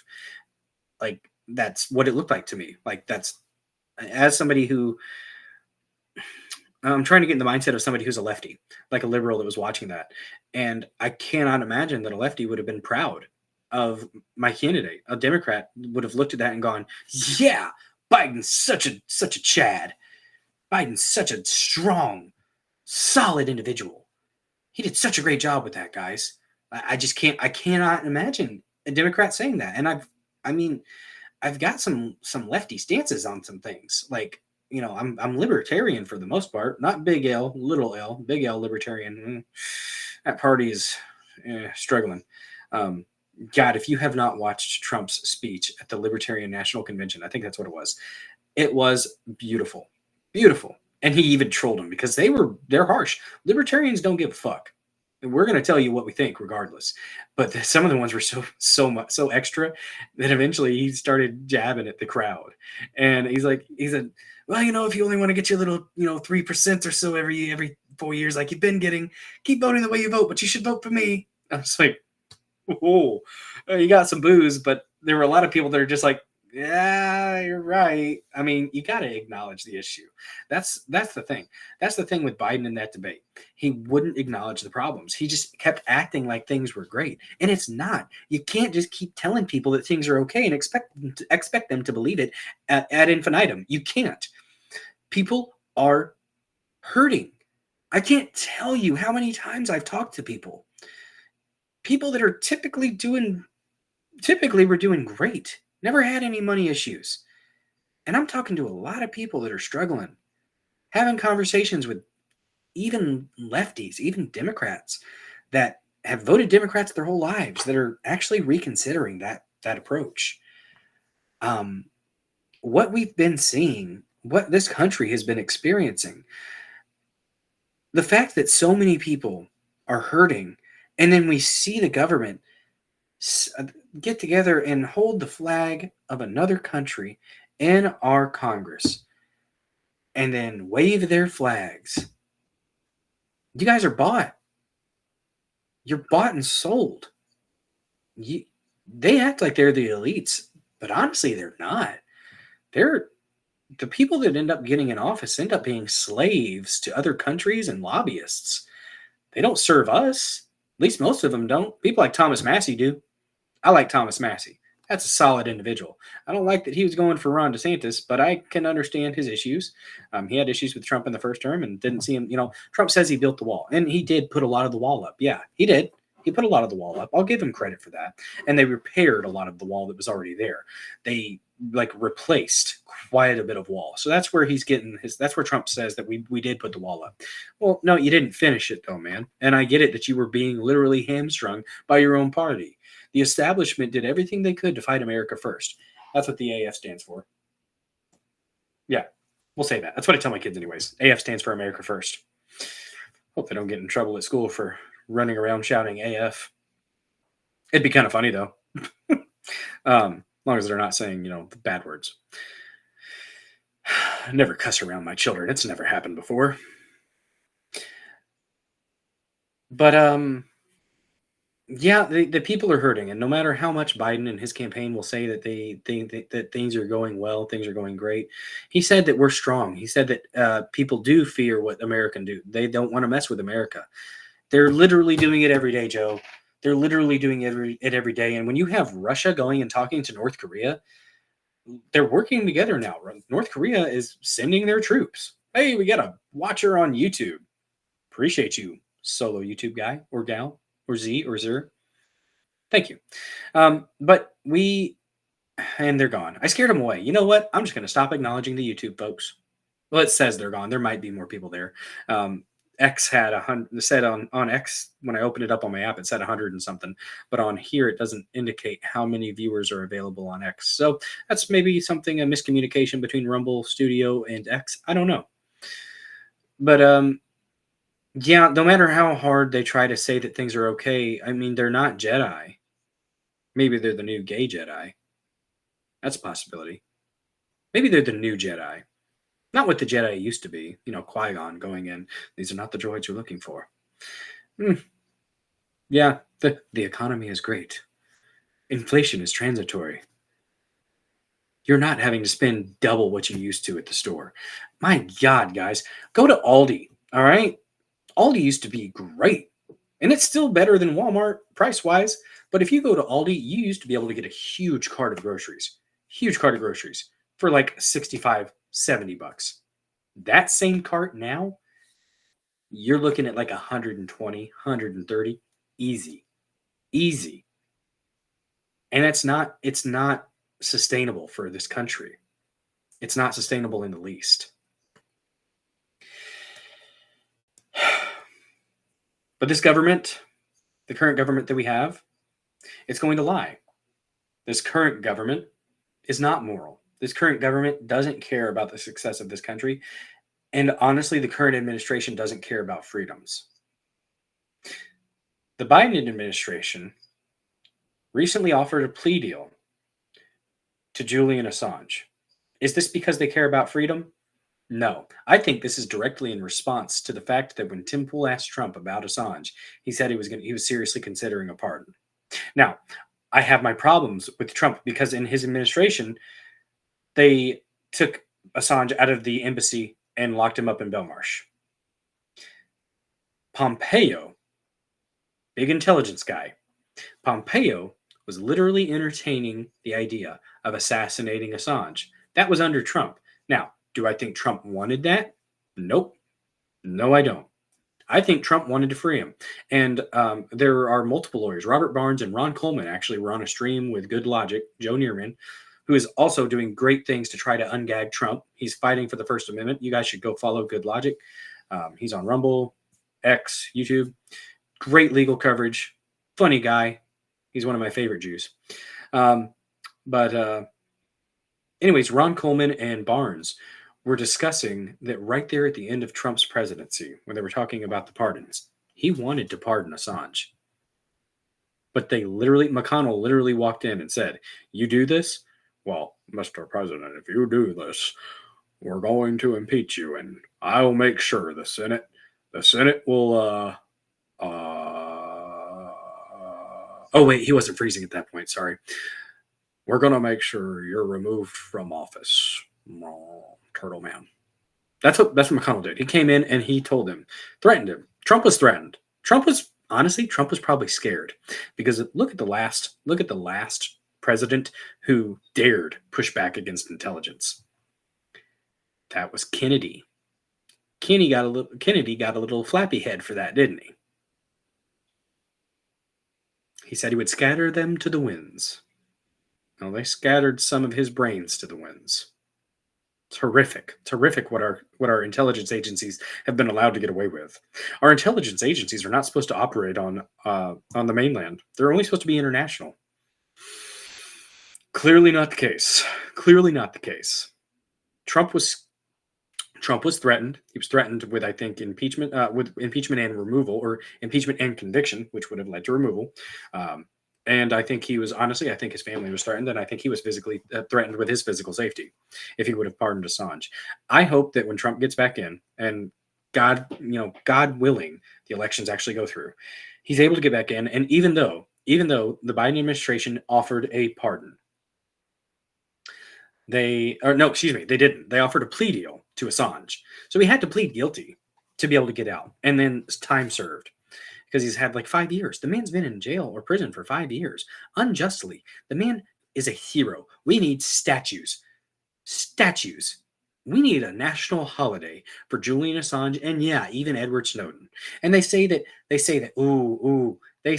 he was putting our military at at risk with the information. Assange is literally on tape, on a call, where he was contacting government officials and telling them, "Hey, look, here's some of the stuff that I have. I'm giving you a chance to look through this and tell me what is serious safety issue stuff, and I won't talk about that." And he said in the call, "I technically don't have to do that, but I'm doing it because I want to be responsible about this." If you guys haven't looked that up, gosh, I should have had that pulled up, but I got so frazzled by the issues at the start. But anyways, there's going to be a wordy dird. There's going to be a dirty word here on the, what we're going to do first, we're going to pull up Mike Pence's response. Mike Pence's response here, God bless, is so his response to Julian Assange being freed. This is Mike Pence. This is not me. Mike Pence can screw off. So he said, Julian Assange, I'm going to go ahead and just bet. Nah, good God. Where did it go? I lost it. Oh, no. Let me see if I can find it again. Because L or some, there it is. I'm pulling it up. I don't care. We'll do it. So he says, Mike Pence says that, I'm pulling it up. It's got a bad word. Yay, Pride Month. Get over it. It doesn't mean that, but we'll pull it up real quick. There it is. So some bitch I know, or L, her response to Mike Pence was, go back to where you belong. And that's where Pence belongs. That's such, God, I love that. But he said Julian Assange endangered the lives of our troops in a time of war and should have been prosecuted to the fullest extent of the law. The Biden administration's plea deal with Assange is a miscarriage of justice and dishonors the service and sacrifice of the men and women of our armed forces and their families. There should be no plea deals to avoid prison for anyone that endangers the security of our military or the national security of the United States, ever. And again, there you go. That's where you can go, Mike Pence. Go screw yourself, buddy. Mike Pence is just one of the most awful people. He just is. He's one of the most awful people. No other way to say it. There we go. Ooh, and it's not going to come up because we'll do this here. So let's go ahead and look through a little article here. There's a little video there. I don't know if I want to watch that or not. I think we've watched enough. But I'm going to read through this article really quick if you guys are interested in that. And real quick, if you're here on Rumble, and I don't know how to open up the live chat on X, so I do apologize to those watching on X if you're still there. To those watching on Rumble, do you prefer me sharing the article and reading through it? Or would you rather I keep the article, not share the article as I'm reading it and just you see me reading the article? I'm trying to figure out what you guys like as far as viewers. So, I mean, this is kind of what I've been doing, and I kind of like this format where you see me kind of drop down because the article is the focus when we're talking through it. But I want your guys' input as well. So, this is about y'all. So, only do it for you. All right. So, WikiLeaks Assange set to be freed, and he's already free now. This is from a day ago. Set to be freed after U.S. espionage charge plea deal. Story by Alice Dare Powell and Sarah N. Lynch. So, Sydney/Washington Reuters.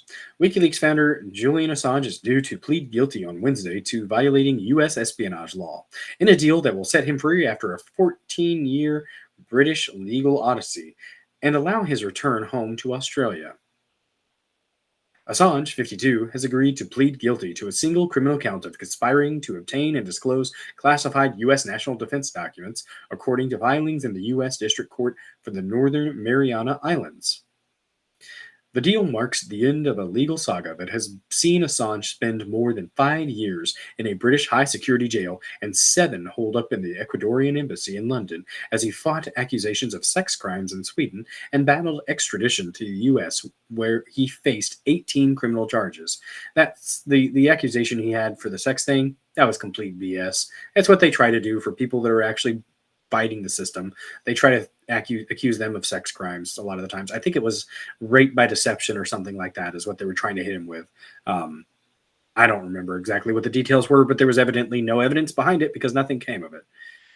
Doesn't necessarily mean that's the case in all circumstances, but for him, this man actually challenged the establishment. He challenged the intelligence agencies. Pray for this man's safety. This man needs it.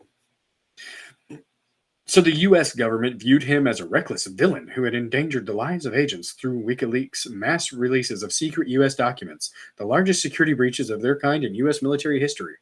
Good on him for it. They don't need to be hiding the stuff that they were hiding. So, but to free press advocates and his supporters, which includes world leaders, celebrities, and some prominent journalists, he's a hero for exposing wrongdoing and alleged war crimes. They are war crimes. You can say alleged all you want, but they're absolutely war crimes. That 9/11 stuff with the Saudis literally apparently on tape planning it. If the FBI had that information, absolutely. Millions of people are dead because of the lie that we were told about 9/11. It's got to be addressed. So, which includes world leaders, celebrities, and some prominent journalists. He's a hero for exposing the alleged war crimes, and was persecuted for embarrassing the U.S. authorities. It's true. That's what happened. On Wednesday, Assange was sentenced to 62 months of time already served at a hearing in Saipan in the Northern Mariana Islands at 9 a.m. local time, 2300 GMT Tuesday. The U.S. territory in the Pacific was chosen due to Assange's opposition to traveling to the mainland United States and for its proximity to Australia, prosecutors said. Smart move by Assange and his team. I think if he would have gone to the United States mainland, I almost guarantee you they would have taken him out. Almost guarantee it. If he would have stepped foot on U.S. soil, they would have nabbed him or they would have taken him out. Just my gut, and it's smart of him to not step foot on U.S. soil. At least mainland soil. Australian-born Assange left Belmarsh Maximum Security Jail in the early hours of Monday before being bailed by the London High Court and later boarding a flight, his wife, Stella Assange, said. He was currently on a stopover in Bangkok, she said. I feel elated, Stella said, who flew to Australia from London on Sunday with the couple's 2 children. Told Reuters. I also feel worried. Until it's fully signed off, I worry. But it looks like we've gotten there. A video posted on X by WikiLeaks showed Assange dressed in a blue shirt and jeans, signing a document before boarding a private jet. After the hearing in Saipan, Assange will fly to Canberra, where he will arrive on Wednesday, his wife said. Interestingly enough, guess who is also in Australia right now? Tucker Carlson. If Tucker Carlson can get an interview with Assange, that'll break the internet. That will break the internet. If he can land that interview, and I don't know, Assange looks decent. He looks better than he had been. There were some concerning videos and pictures of Assange, and he did not look well.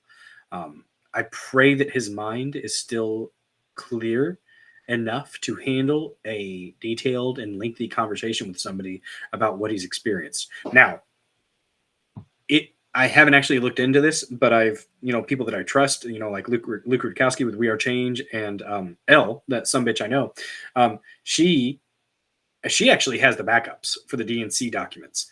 Apparently WikiLeaks, and I guess must have been part of their plea deal, WikiLeaks removed the DNC emails. They removed the documents about exposing the corruption of the DNC.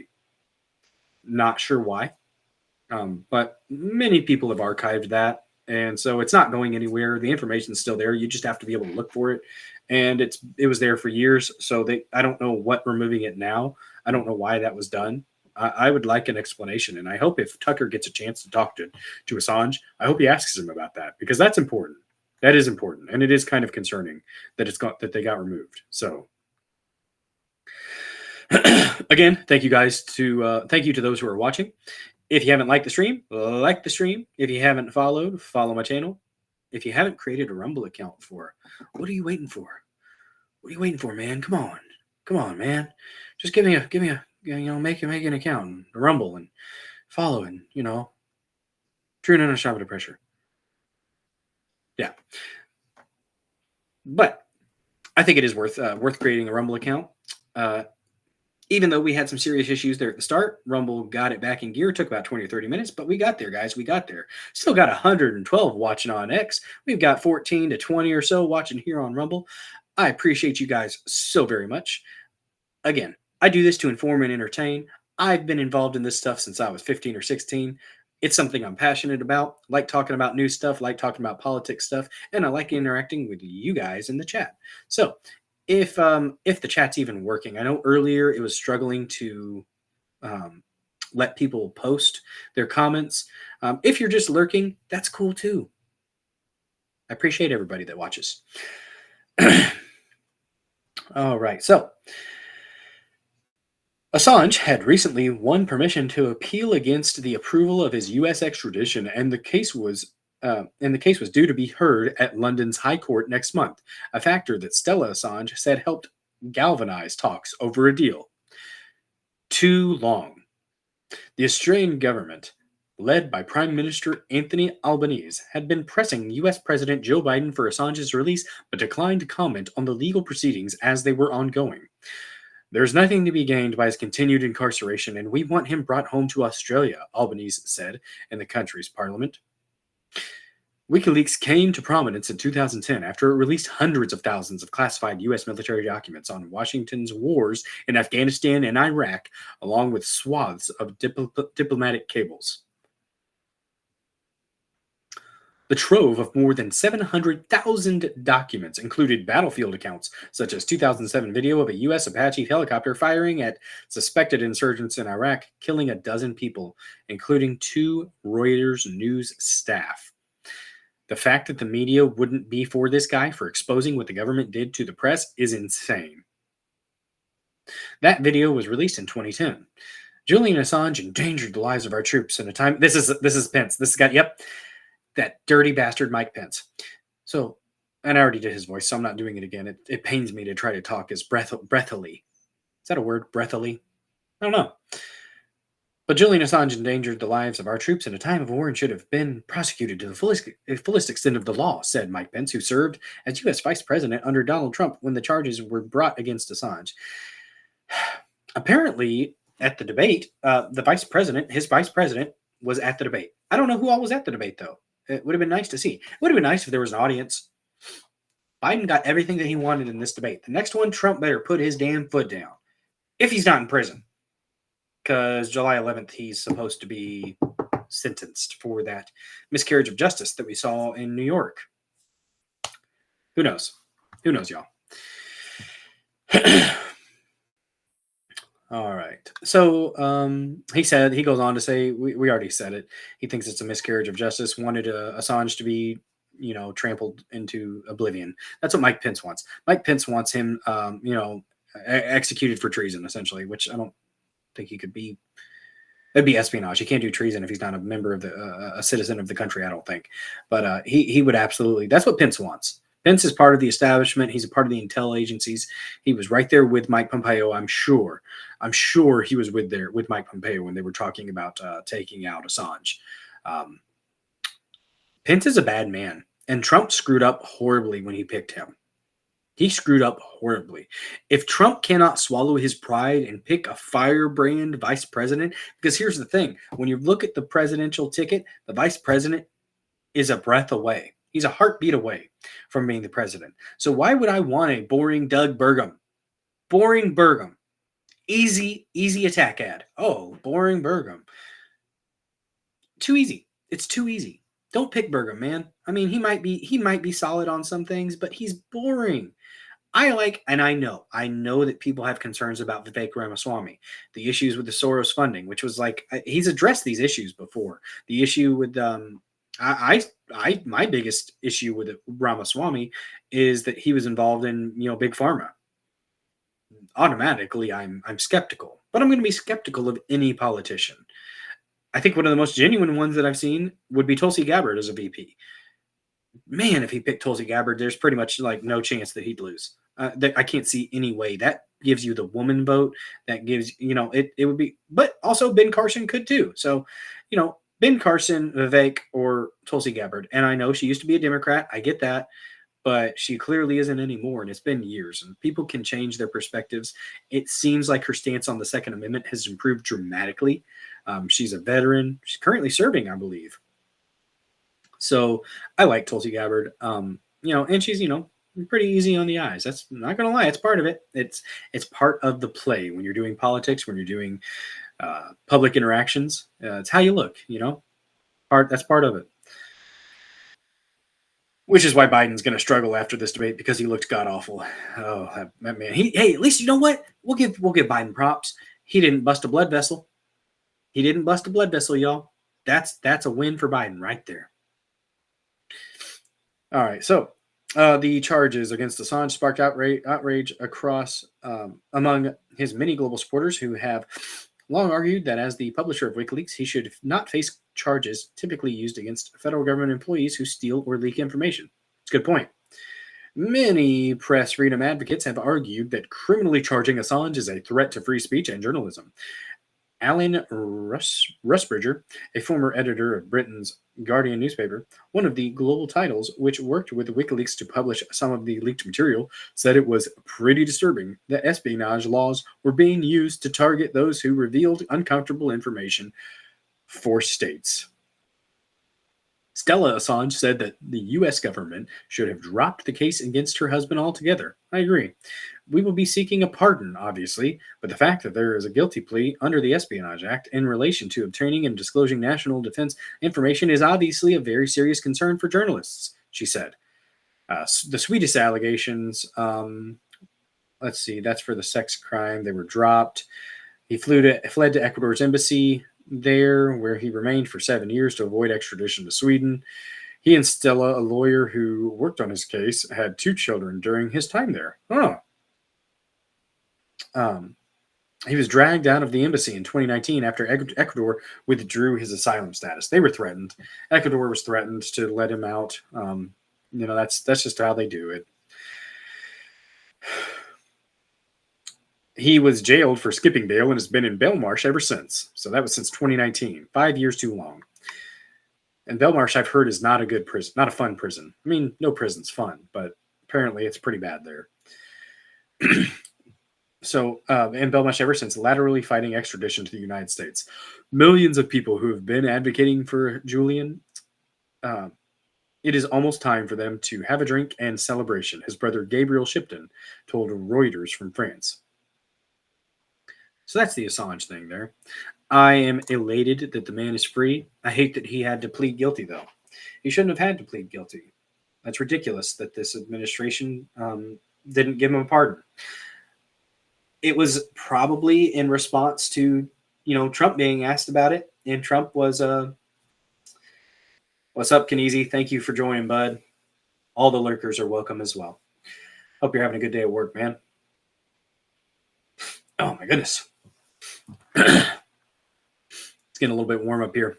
Had to turn off my window unit because, it was picking up some background noise on my mic. I need to get in and do some adjusting, I think. But actually might have to leave it here in a minute. That or I might have my wife bring me a Pepsi. Let's see if I can make this happen. Calling my secretary. She'd love that.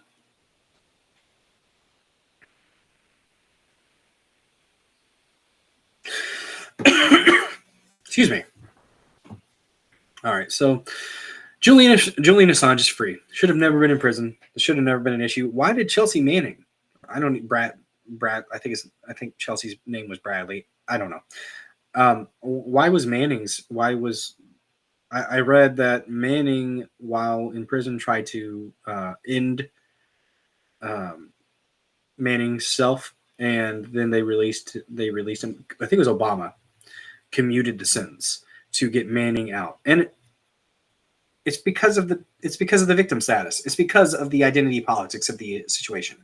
That's why Chelsea Manning was released. Chelsea is the one who released the information to Assange.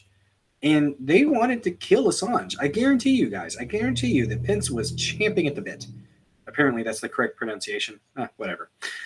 Champing at the bit to end Assange because he is part of that establishment. Pence is, and that's one of the biggest problems that Trump had, is he stuck with some of the establishment folks that he should have known better. He should have known better. Now he does. And Trump has addressed these things. He said a few times. He said it years ago, but he's been saying it recently that was his first time there. He had only been to Washington a handful of times. And now he knows better, essentially. I hope that's true. I guess if he picked somebody like Rubio for his VP, he probably didn't learn a damn thing. if he picked somebody like Tim Scott, he didn't learn a damn thing. Tim Scott still maintains that Pence did the right thing on Certification Day 2021. And no, Pence, you didn't. You constitutionally had other electors that were being put forth, and you could have said, all right, wait a second, let's take a pause. Let's take about a week, 10 days. I think 10 days is what they were asking for. 10 days to get these states to get their stuff in line, figure out what the heck was going on. And he couldn't even do that. The last time that a vice president chose to accept electors, or I think he either accepted the electors from Hawaii or gave them time to figure out which ones were the legitimate electors for that state, because Hawaii had issues in that election. And it actually went against Nixon. Interesting, huh? It went against Nixon the last time a different slate of electors were presented. This has happened before. There were 2 or 3 other times in history, but I don't remember them specifically, so I don't want to act like I know specifically what they were. Oh, look at that. Oh, thank you. Hey, go. Thank you, baby. Love you. Mommy's watching you. Oh, I'm being watched. Like every word. Uh-huh. It's copied. Thank you, baby. That was my little secretary. Oh, God, that's so much better. I was getting dry. I ain't going to lie to y'all. Just got to be quiet, though, because I got my little one asleep on the other side of the wall here. It's a dangerous game here, streaming. Could wake up the violent little child at any moment. And oh, man, he's in pterodactyl mode, guys. He's in pterodactyl stage of life. He screeches, he screams, he roars. The roar of a 15-month-old. Wait a second. Yeah, 15-month-old. Yeah. That was good. But okay, where were we here? I've lost my train of thought once more. Runaway train, guys. Runaway train. We're talking about Assange. Talking about him. Manning, and the vice presidential picks. Tim Scott literally is on tape recently saying that he thought Pence did the right thing. And I was talking about the historical precedents for other electors being presented and how there is a process for this. And until Congress voted against there being a process, which I don't know how they were able to just shirk the Constitution with a congressional act or regulation saying that they have to that the vice president absolutely has to certify the election. There is a constitutional process to challenge it. The Democrats did it back in 2016. So this is crazy to me. When the Republicans win, the Democrats can challenge it all day long. They can scream and holler about it all day long, and that's fine. But when the Republicans do it, you're a traitor to the country and not an American. I'm sorry, but fuck you. You can't give me that double standard and expect me to just eat it. No. Absolutely not. No. You just because one side's doing it that you disagree with doesn't mean that it's not, that doesn't mean that we're traitors or that we're unpatriotic. It doesn't. If anything, it means that we're more patriotic because we want to strengthen the process. We want to make absolutely certain that there weren't issues or that the issues that were present get addressed. And while there are states that have done a good job of defortifying, look that up. The fortification of the 2020 election. That piece, that is a slap in the face to everybody who is paying attention. Literally, it's one of the quotes. It's a wealthy cabal of elites on both the Republican and Democrat side worked together to ensure the appropriate results of the 2020 election. They literally tell us what they did in that. Look it up. The fortification of the 2020 election. Cannot remember right now. I don't think it was USA Today. It might have been.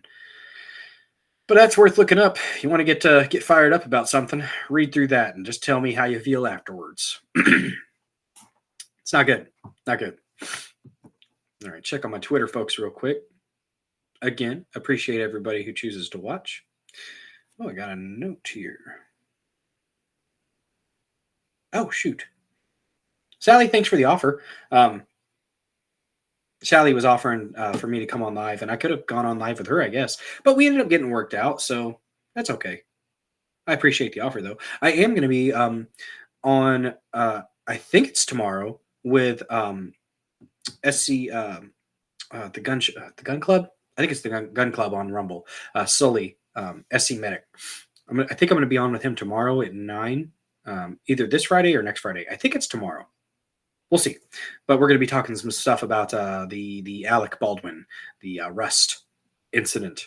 There's some more documents that we're going to run through, and we're going to have a good time. Me and Sully are going to hang out. So my kids might not be asleep. Why is God, it's 10:30. Why is my 6-year-old awake? I just realized that, y'all. It's no, it's summer. Yeah, it's okay. Probably. At least I got a Pepsi out of it. But yeah, we're still over 100 people watching here on X. Cool deal. Good stuff. Appreciate you guys. 15 watching here on Rumble. If you haven't smashed that like button, please do so. Or you can give it a tap. Give it a lovely little caress. Give it a peck. Get behind it, rub its shoulders, sniff its neck. Wait, that's what Joe Biden does. Sorry. Don't do that to the like button. Please don't. That's a little weird. It's only for Joe. Joe does. That's his style. Oh, gosh. What have I done here? Supreme Court. All right. So, good thing Assange is free. Glad to see it. Justice is still missing in a lot of aspects in this country, though.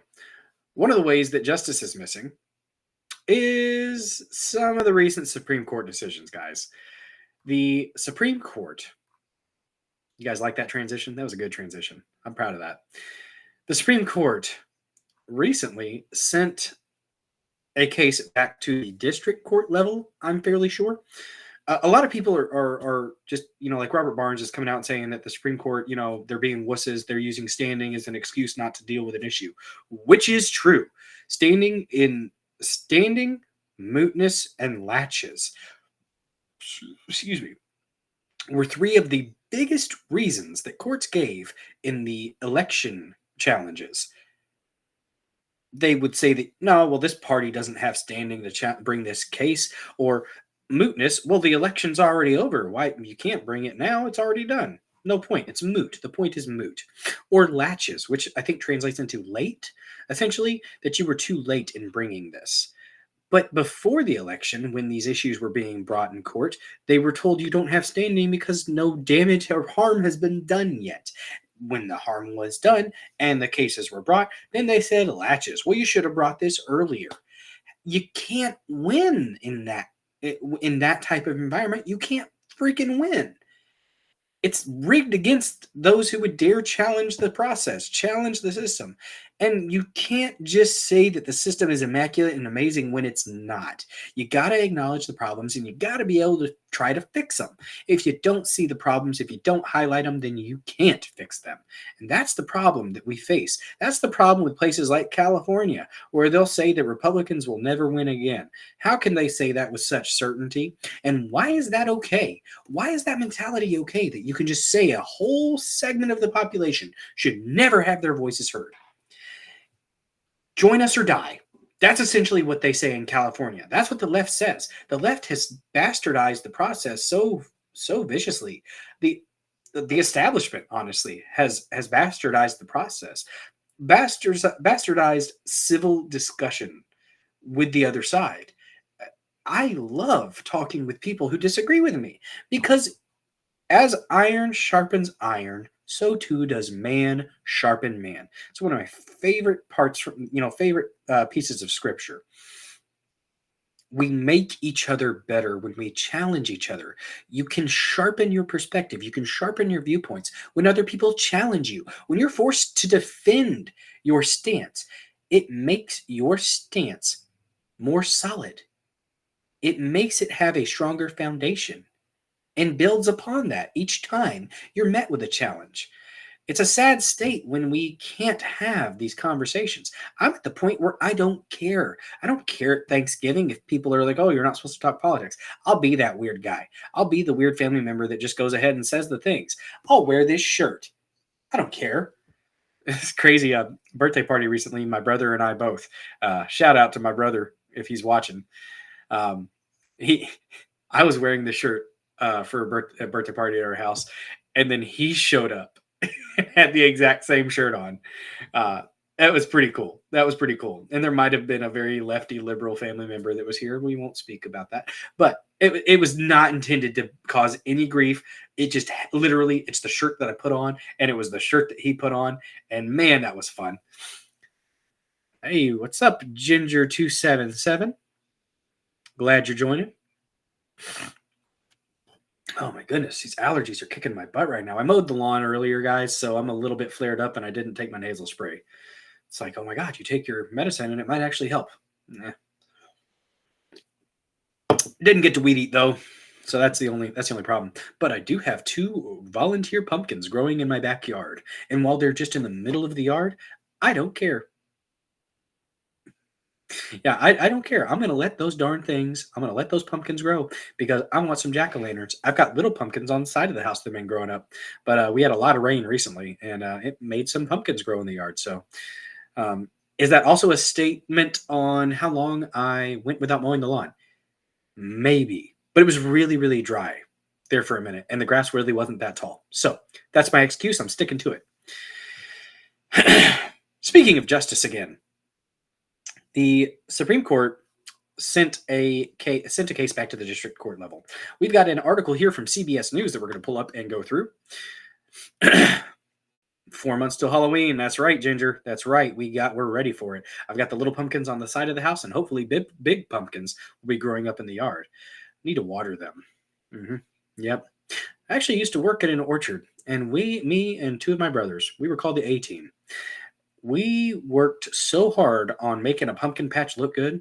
Our boss at the time, which, he said at the time that it was one of the best pumpkin patches he had ever seen. And, you have to go through and you have to thin the plants to make sure that there's enough room for them to spread out, and then you have more pumpkins.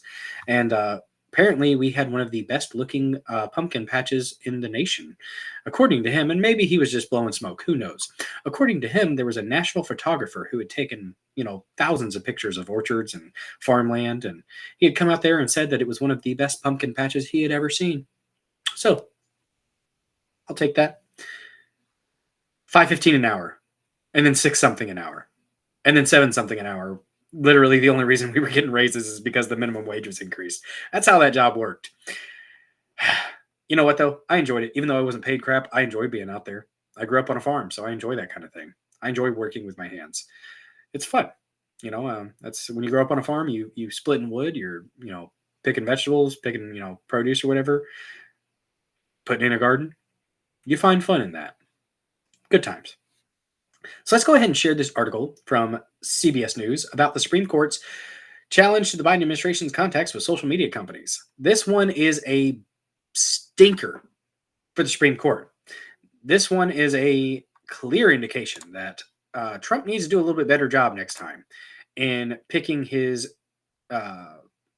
picking either new Supreme Court justices or his, the people that are going to be working with him, his administration. So, political article from CBS News. Supreme Court rejects challenge to Biden administration's contacts with social media companies. Brief little start here. They literally were contacting Facebook, Twitter, YouTube, and they were pressuring them. They had a pressure campaign to censor American people. The American citizens were being censored at the behest of the government. Government censorship is fascism, okay? When you censor the other side, you are the fascist, all right? So the whole Antifa of soy boy twats, nah, y'all are the fascists. When you strike somebody physically, when you strike somebody by taking away their voice, you are the fascist. When the other side can't speak, damn right we're still going, Coles. Got the debate done, and I figured I got my show that I was going to do anyways, so rolled into my show. Thanks for joining, Coles. And we're up to 19 people here on Rumble. Smash that like button. Share out the stream if you like. Spread the word. If you like what I'm doing here, that is. I hope you enjoy what we're doing here. I'm enjoying myself so far. Good stuff with the debate. All right, so I'm not going to watch the thing. We'll just read through this article here. Well, maybe we will. Nah, you know what? I don't want to give CBS a watch there.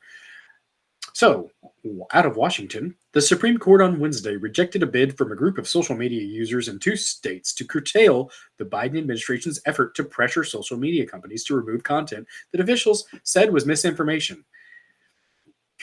Misinformation, disinformation. Yeah, who decides that? Who's the ultimate decision on that one? Doesn't need to be the government. Not in that instance.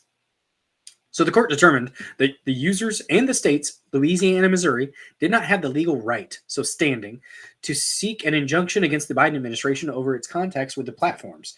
The users had argued that their speech was unconstitutionally stifled when their social media posts were removed or suppressed after prodding by administration officials. The Supreme Court ruled 6-3 in the case known as Murphy versus Missouri, with Justice Amy Coney Barrett writing for the majority. Barnes warned about her. I agree, Cole Stowing. That was a good debate. Biden was very tired, very sleepy Joe. But he was there, and he stayed standing the whole time, so good for him. Good job, Joe. You stayed standing. You didn't obviously crap yourself. So that's a win for you, Joe. Good job. But I think Trump definitely won that debate. So Amy Coney Barrett, Barnes warned about her in the past. She was one of the judges who ruled very favorably for Big Pharma as far as vaccines are concerned. She's an establishment minded individual. Honestly, not the best choice. Kavanaugh and her are two that Kavanaugh will be good every now and then. Barrett, I think Trump really screwed up by putting Amy Coney Barrett on and I've heard other people say that you got to give her a chance, got to read all of her decision. I'm not going to read all that. It's like 100 pages. I ain't doing it. I just really don't want to. But the thing is, Ginger, I'm gonna bring this up real quick. The thing is, where'd it go? Did it come up? No, it didn't come up. Oh, darn, guys. It's not letting me pin chats. Ginger, I was going to pin your chat. I'll just read it. So Ginger277 said that Jill was wide-eyed, hardly blinked. He high on something, obviously. Here's the thing. If he was, it wasn't helping him like it normally does because he still was struggling. He was still low energy, just tired, just sounded rough. So I don't think either they're giving him less and they're trying to get him removed and another one to replace him, or it's just not working anymore and they need to up the dose. But back to Amy Coney Barrett. She wrote for the majority. She sided with John Roberts. So if it wasn't for her and John Roberts, it would have been it still would have been 4-3. Or no, 4. No, duh. Math. Math is hard, guys. I was a psych major. All right. Give me a break. But so it would have been a 5-4 decision for the government not being allowed to censor. But so Amy Coney Barrett wrote for the majority. She was joined by Chief Justice John Roberts and Justices Sonia Sotomayor, Elena Kagan, Brett Kavanaugh, there he is, and Ketanji Brown Jackson. So the two ones that are the weakest ones that he put forward, Gorsuch does a solid job. Gorsuch does do a solid job. But those two were squishy. He put Federalist Society judges in. And while they may be good in a lot of ways, they are very squishy in other ways. And that's not acceptable. We've got to have people that are solid constitutionalists. And what the federal government was doing was absolutely unconstitutional and not right. So, Cole Stowing says that let me see if I can pin this. I don't have a timer or pin. It's not letting me do it. I apologize, y'all. Usually I like to throw you guys up in the stream so people can see your comment. But he said, Cole Stowing says he was so gassed his people are already trying to run cover and say he had a cold. So, yeah, summer colds, I mean, okay. But, all right, we'll go with that. Had a cold. Little sniffles. God, I wish Trump would have said, hey, you know what? Do you want a lozenge? If he would have had Tic Tacs in his pocket, hey, this might help you with your throat. Would have been great. I would have just laughed out loud.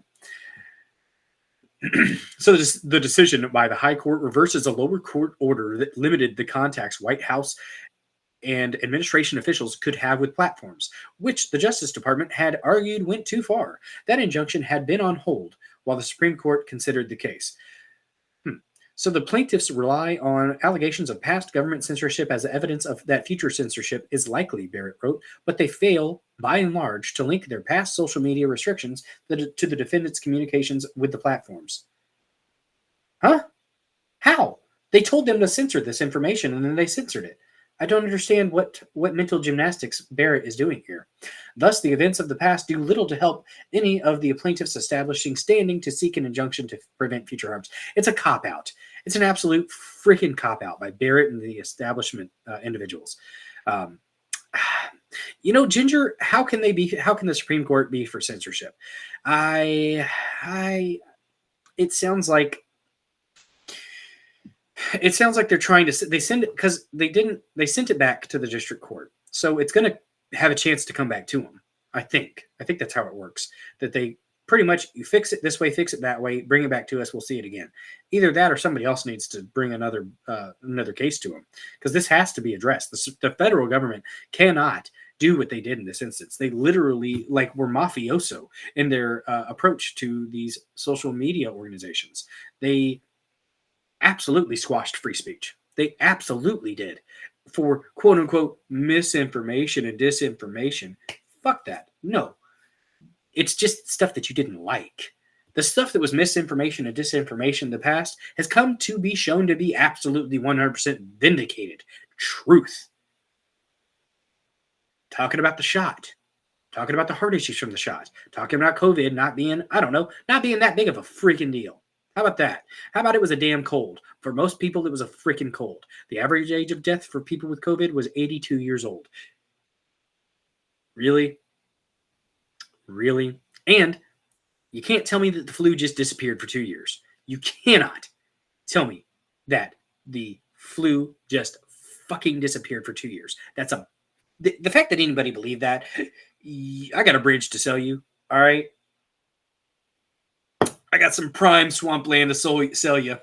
It's going to be great. It's got so much potential. Come on now. Yeah, amen, Ginger. 277 says.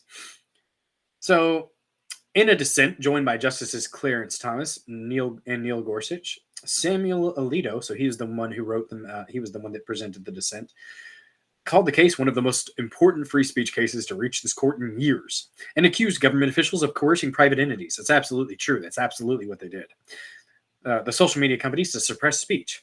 The trio of dissenters criticized the majority for sidestepping the free speech issues raised in the case and permitting the successful campaign of coercion to stand as an attractive model for future officials who want to control what people say, hear, and think. One of the good things, even though there's a dissent, and even though the majority was wrong and made a bad call, when well presented and well worded dissents are offered up, it helps future cases and can kind of lay the groundwork for what should have happened or ways that they could come at it from a different angle. So that's one of the good things about the dissents. And Samuel Alito, from the sound of it, presented a good dissent. So Murphy versus Missouri. The legal battle centered around the 5 social media users' claims that the Biden administration's communications with platforms violated their First Amendment rights. The challengers had accused federal officials of mounting a sprawling federal censorship enterprise through which they coerced social media companies into censoring or suppressing speech they disfavored. The users and officials from Louisiana and Missouri urged the Supreme Court to limit how far the federal government can go in interactions with social media companies, arguing that the efforts from the Biden administration cross the constitutional line from persuasion, which is allowed, to coercion, which is not. The Supreme Court's ruling comes as the federal government prepares to combat misinformation online ahead of the November presidential elections, while confronting, damn it, just mighty convenient, right? Mighty fucking convenient. Sorry. Gotta be a little bit quieter.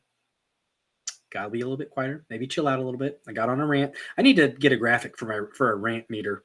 That's an idea that I had last stream, and I think that's acceptable. I think if I have a little graphic that as a maybe the chat could maybe we could work it to where the chat can be involved in controlling my rant meter. And when you see the rant meter get to a certain point, I just stop covering what I'm covering and just go on a rant. I don't know. We'll see. It's cathartic, damn it. The November presidential election, while confronting sophisticated artificial intelligence tools that are more readily available to the public. White House Press Secretary Karine Jean-Pierre said the ruling from the court helps to ensure that the Biden administration can continue its work with tech companies to protect the American people. God damn it, just protect the American people. But poor babies, poor babies. We got to protect you. We got to protect you from hurting yourself. Oh, you can't have this information. It's like the Catholic Church used to be with the Bible. Used to, you couldn't read the Bible because, God forbid, the plebs, the normal, just everyday citizen or everyday person, you can't read the Bible. Nope, can't do that. Not only the elites, only the scholars can read it. They're the only ones that can understand it. Protect the American people. The infantilization that we have from the Democrats is absurd. Absurd. Shut up, Karine Jean-Pierre. This administration engages with social media and other technology companies on critical topics, including terrorism threats, foreign malign influence campaigns, online harassment of women and children, and mental health of children and adolescents, she said in a statement. Okay. The Supreme Court's decision today ensures this work can continue as the country faces ongoing threats online. Jean-Pierre said that the White House continues to believe that while social media companies make independent decisions about the information presented on their platforms, they have a responsibility to take into account the effects their sites have on the public. The case was one of several before the justices in its current term that stood at the intersection of social media and the First Amendment's free speech protections. In this dispute, a federal district judge in Louisiana sided with the social media users, finding that the White House officials and some federal agencies and their employees violated the First Amendment by coercing or significantly encouraging social media companies' content moderation decisions. The judge issued a sweeping order restricting the Biden administration's contacts with platforms.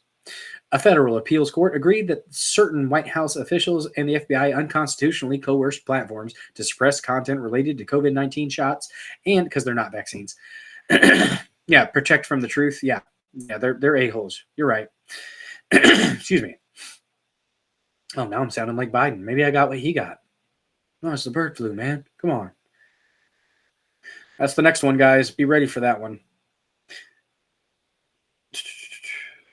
Okay, so in the 2020 election, but the court narrowed the scope of the district court's court judge's order to cover a smaller group of federal officials.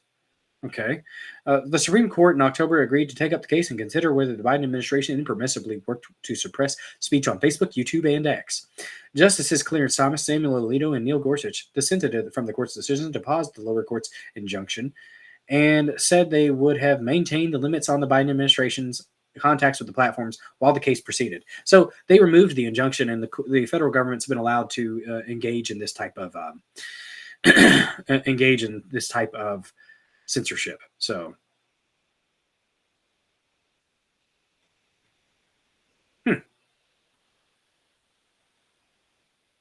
no. Cole's showing what he says. What the heck is senior internet at the top? It always blinks 12. I'm not sure what you're talking about there. At the top of the article? I don't know. Oh, well. I'll look here in a minute. Let's get back to this article here. The Biden administration had argued that they were using the bully pulpit to persuade platforms to address content. Teddy Roosevelt would stomp you into the fucking dirt, Joe. Don't you dare try to use Teddy Roosevelt. The Bull Moose Party. Bully. Oh, my bad. Let's see.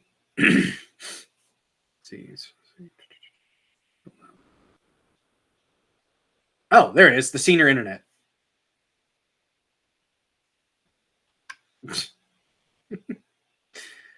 All right.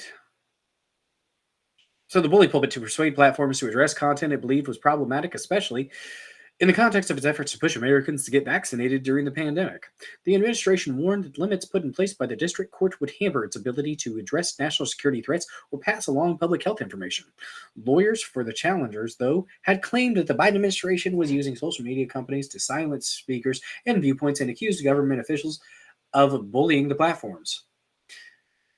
Writing for the majority, Barrett said the Fifth Circuit was wrong to affirm the district court's sweeping injunction. For some of the individual social media users whose content was targeted, she noted the social media restrictions began before the Biden administration officials began discussions with the platforms. Without proof of an ongoing pressure campaign, it is entirely speculative that the platform's future moderation decisions will be attributable, even in part, to the defendants, Barrett wrote. That's weaselly. That is so weaselly, Barrett.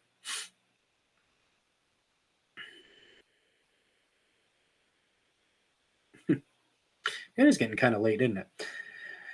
I typically stop the stream around 11:30. That's probably 11:30, 11:40 might be where we end up, but we'll see. We'll see. So,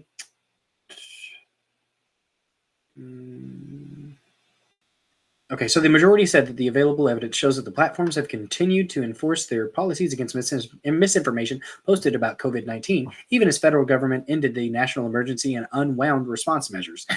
Enjoining the government's defendants, therefore, is unlikely to affect platforms' content moderation decisions, the court said. God dang it. No. But Alito disagreed and said it is reasonable to infer that the efforts of the federal officials impacted at least some of Facebook's content moderation decisions.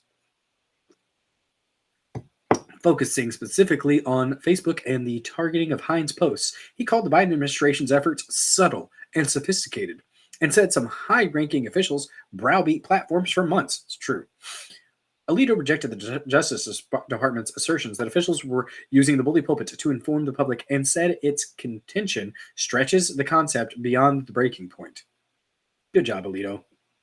Sounds like he had a good dissent. In sum, the officials wielded potent authority. Their communications with Facebook were virtual demands, and Facebook's quavering responses to those demands show that it felt a strong need to yield. Literally, if you look at the interactions, the communications between the federal government and these social media platforms, they were literally like, "Oh, please, how better may we serve you, federal government? How better may we serve you?" What's up, Jacob Castro? Thank you for joining, bud. Running a little bit. Yeah, we're gonna have this. Probably gonna be my longest live stream. Actually, we are at almost 2.5 hours. So. But thank you for joining. I appreciate everybody who does join. Appreciate the people on X. I think last I checked, we were over 100 watching on X.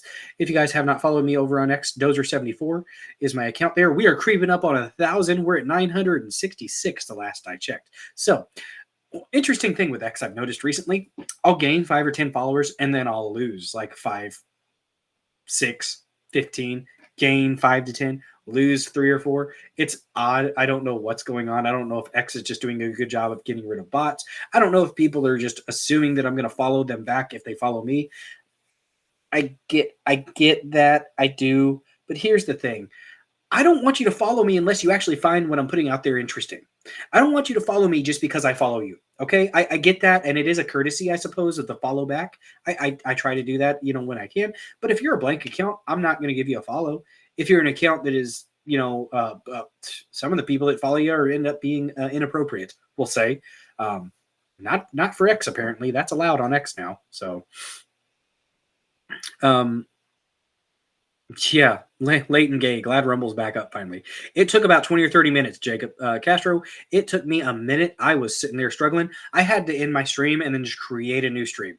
So if you were hanging out before, I apologize for dipping out like that, and it just wasn't loading. So I had to end it, create a new link, and then we went from there. So we worked with what we had. But anyways, okay, back to this. The dispute involving the Biden administration's contacts with social media companies was one of 2 the Supreme Court heard involving jawboning.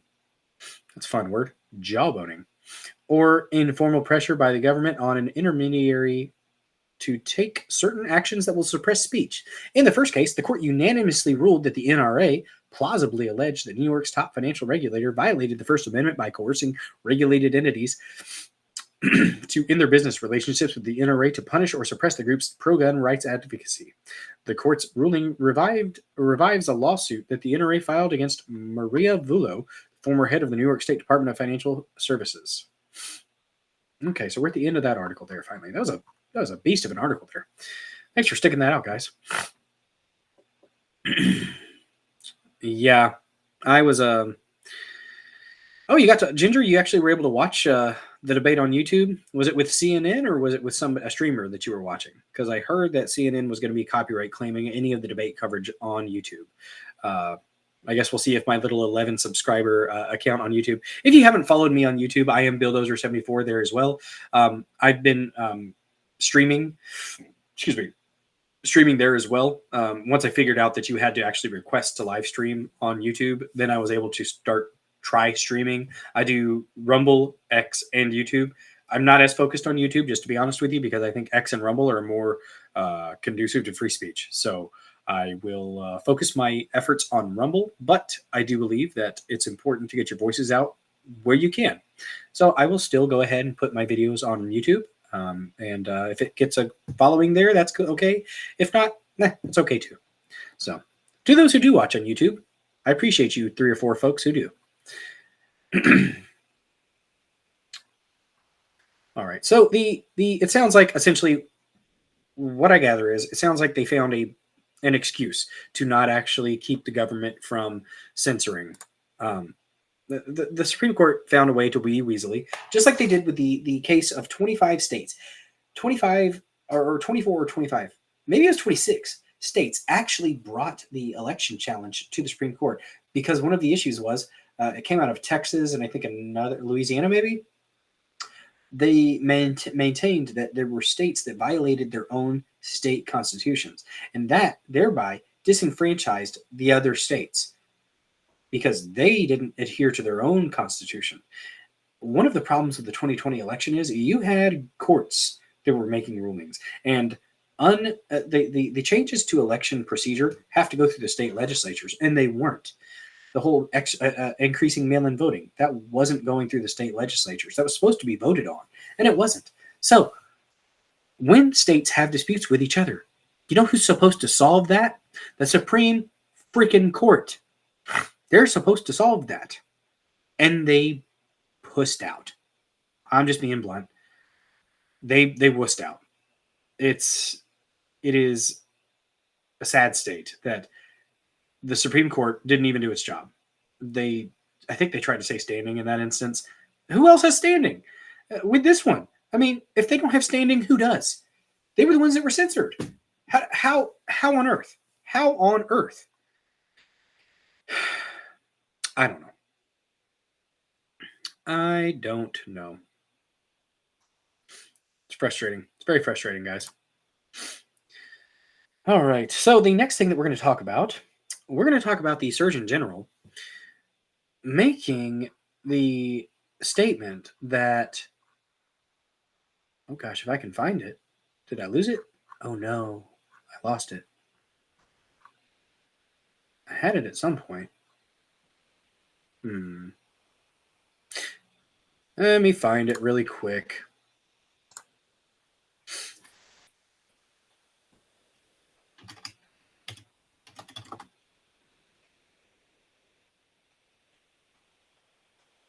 I'm just going to look it up on X. That's the quick. Honestly, X is one of the quickest ways to find something.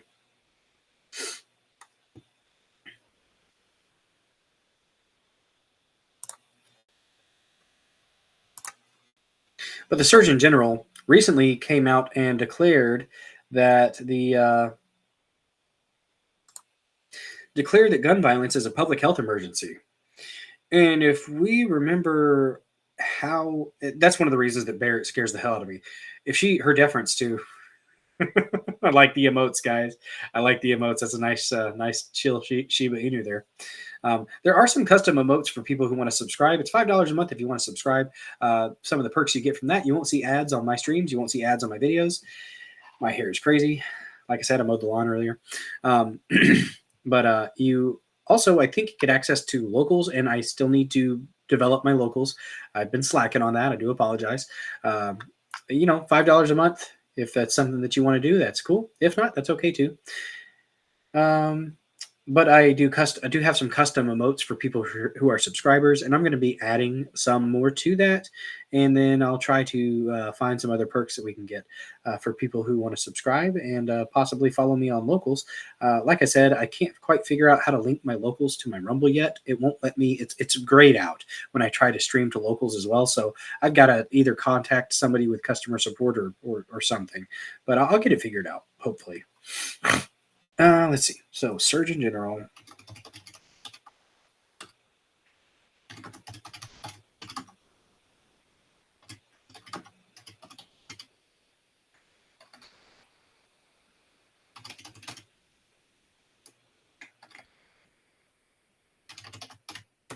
Can't type right now. Sorry.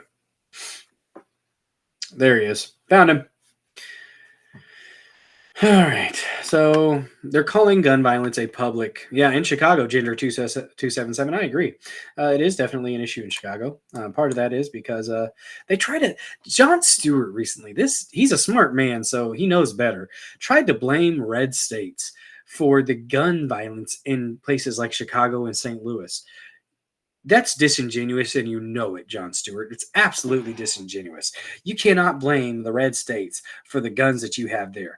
If they're doing gun running from places like Georgia or Florida, it's because it's right there on the coast and it's coming from, I don't know, other places, international waters. I don't know. A lot of drugs come running through there too. So just kind of what it is. Doesn't mean that the guns are available because of the lax gun laws. The more armed a society is, the more polite the society tends to be. Absolutely true. If you look at the places where there's open carry or, constitutional carry, a lot less issues than these places that restrict guns like Chicago and DC and New York and St. Louis. Oof, St. Louis. All right. So, yeah, bit of a stretch there, Ginger. Let's look here at, I think its name is Vivek Murthy. I think it's Vivek Murthy. He's our Surgeon General. You only see him every now and then. They trot him out. They put him in the suit and everything, and he's supposed to be all official and whatnot. But let's go ahead and look at what he's got to say here about gun violence.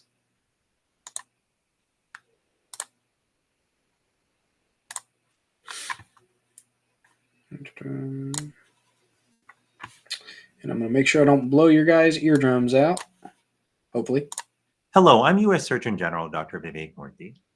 Today, for the first time in the history of our office, I am issuing a Surgeon General's advisory on firearm violence. It outlines the urgent threat firearm violence poses to the health and well-being of our country. As a doctor, I've seen the consequences of firearm violence up close in the lives of the patients I've cared for over the years. These are moms and dads, sons and daughters, all of whom were robbed of their physical and mental health by senseless acts of violence. Unfortunately, the problem has continued to grow. 54% of adults in America report that they or a family member have experienced a firearm-related incident. The hell does that mean? A firearm-related incident? What? Whether they've been personally threatened with or injured by a firearm. Oh, okay. Lost a family member, witnessed a shooting, or shot a firearm in self-defense. What is it? Whoa. That's bad. Firing a firearm, using a firearm in self-defense is a bad thing? What? Why would you include that? And the other thing, here's the thing. Real quick, guys, real quick. There's absolutely no such thing as gun violence. There is no such thing as gun violence. All right? There is violence that happens to have a gun involved. It's a tool. It is meant to kill. That is what the gun is for. The gun is for ending something. It's the purpose of the weapon. And they talk about other countries that have gotten rid of guns. They have a lot of issues with stabbing. Hammer attacks, right? Hammer attacks. Pelosi's husband. I rest my case. This guy is so soft. So soft. Why do they wear these? Is he military, or is it just like that that Richard Levine guy? I'm not going to call him Rachel. I'm not, and I'm not going to acknowledge the pronouns because he's a disgusting individual who pushes to castrate the children. I don't agree with that guy. That guy should be castrated. In a just society, people like that who wish to harm children would be.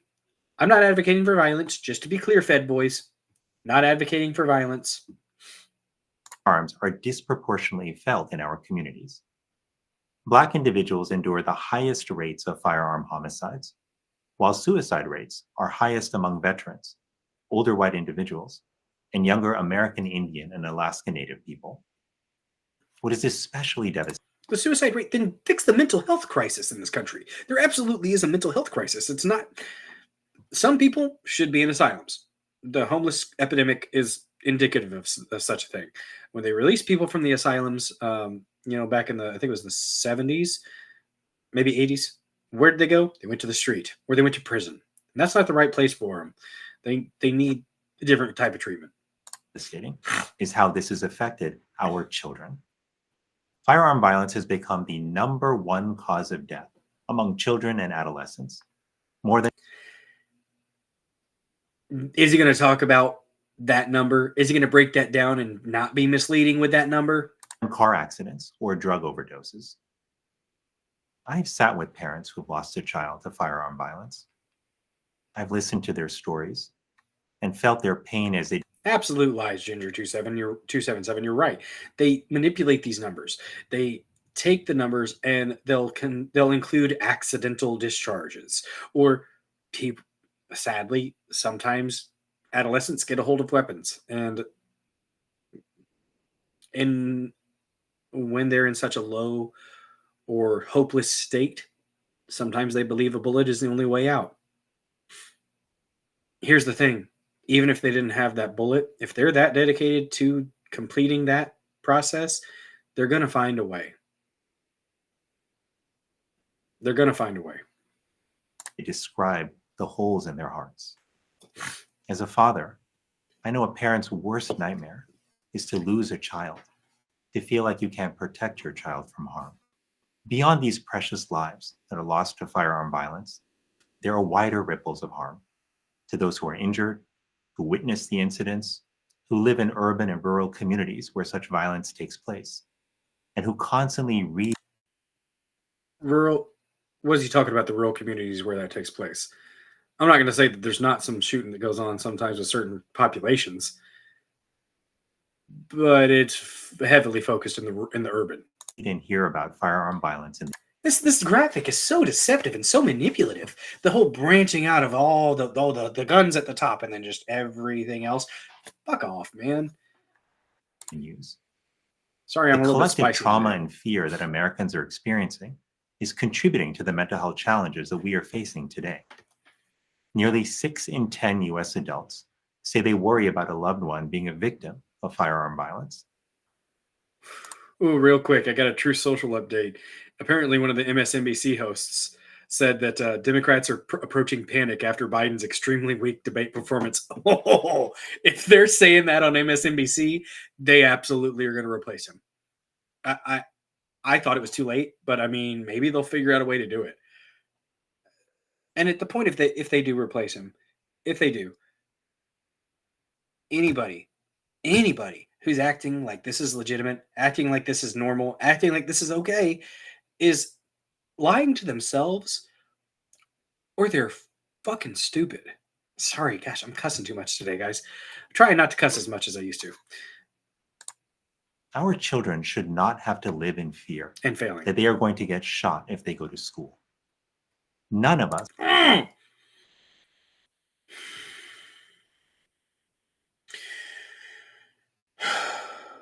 should have to worry. Maybe in places where, I don't know, Thomas Massey and Jamal Bowman, fire alarm guy, they had a great back and forth where Thomas Massey cited an interesting statistic about the places that are not soft targets anymore, because a lot of public schools are soft targets because they don't allow weapons. If teachers or designated individuals are trained sufficiently and can pass certain, exams or aptitude tests with firearms and critical incident situations. If they can do that, then they absolutely should be strapped. If we freaking protect our and Massey made this point to Bowen, if we protect our representatives with guns, why the hell aren't we protecting our children with guns? Make it a hard target. And Massey pointed out that in these schools that have armed guards or armed designated individuals in the school armed, they have no shootings. Or if their shooting does occur, it's stopped before anybody's hurt. So people who are aiming to hurt the weak will find the weak and find the weak that are not protected by the strong. That's what happens. As we saw down south with the Audrey, was it Audrey? The train with the Tranifesto and all that shot up that Christian school. Yeah, if they the cops came in and acted pretty quickly, but she still did some serious harm. The woman was insane. That going to the mall or a concert or a house of worship means putting our lives at risk, or that we'll get a call that a loved one in a moment of crisis has taken their own life with a firearm.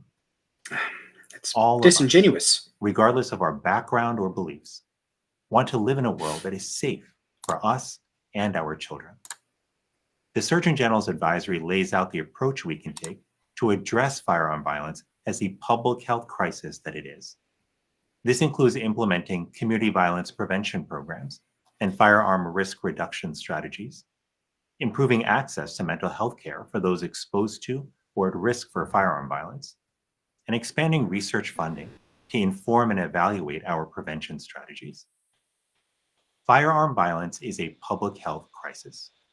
Our failure to address it is a moral crisis. To protect the health and well-being of Americans, especially our children, we must now act with the clarity, courage, and urgency that this moment demands. Yeah. Here's the thing: the suicide thing. People are going to find a way to do that if they want to do that. Whether it be a car or a high, jump on a roof, they're gonna find a way. If they're that dedicated to take a weapon and end it that way, then they're gonna find a way. It's a very disingenuous approach there to people ending themselves. That maybe here's something with the urban areas. Maybe if you kept people in prison that need to be kept in prison, maybe you'd have less of it. Maybe if you actually enforced the law and, I don't know, applied harsh penalties to those who do break the law and who are violent towards others. Maybe, God forbid, you actually do something about the criminal aspect of this society. I probably sound like a broken record at this point, but it is the Hegelian dialectic. And the easiest metaphor that I have for that is a firefighter that is setting the fires. Okay? The Hegelian dialectic is when those who shout and scream about a problem are actually working to promote the problem. That way they have a cause. That way they have something to rail against. While publicly, they talk about trying to solve the issues with guns. While publicly, they like to scream and holler about mental health issues. The poor being trampled on by the elites. When in reality, behind the scenes, they're doing everything they can to further these problems. Because when they do that, well, then the boogeyman is still there for them to fight, right? That issue, if you never solve the issue, you always have something to fight against. If you actually get in there and you solve the issue that you apparently support, so strongly combating, then you're not needed anymore. That's what they think. Here's the thing. That's such a flawed way of thinking. Just because if you do your job, guess what? Maintaining the status quo is what you should do. As government officials, you don't need to do much anything. All right? I'm a very hands-off, laissez-faire, right? Hands off. Government needs to be laissez-faire. Step in to defend the country. Step in to help those who are, severely disadvantaged, like the disabled, mentally challenged people who in there. It doesn't always have to be the federal government. All right, local and state have a lot of programs that help with these people. The funding is what it is, but there are some. I'm not a libertarian. Okay, I do acknowledge that the government is needed in some aspects. I get that.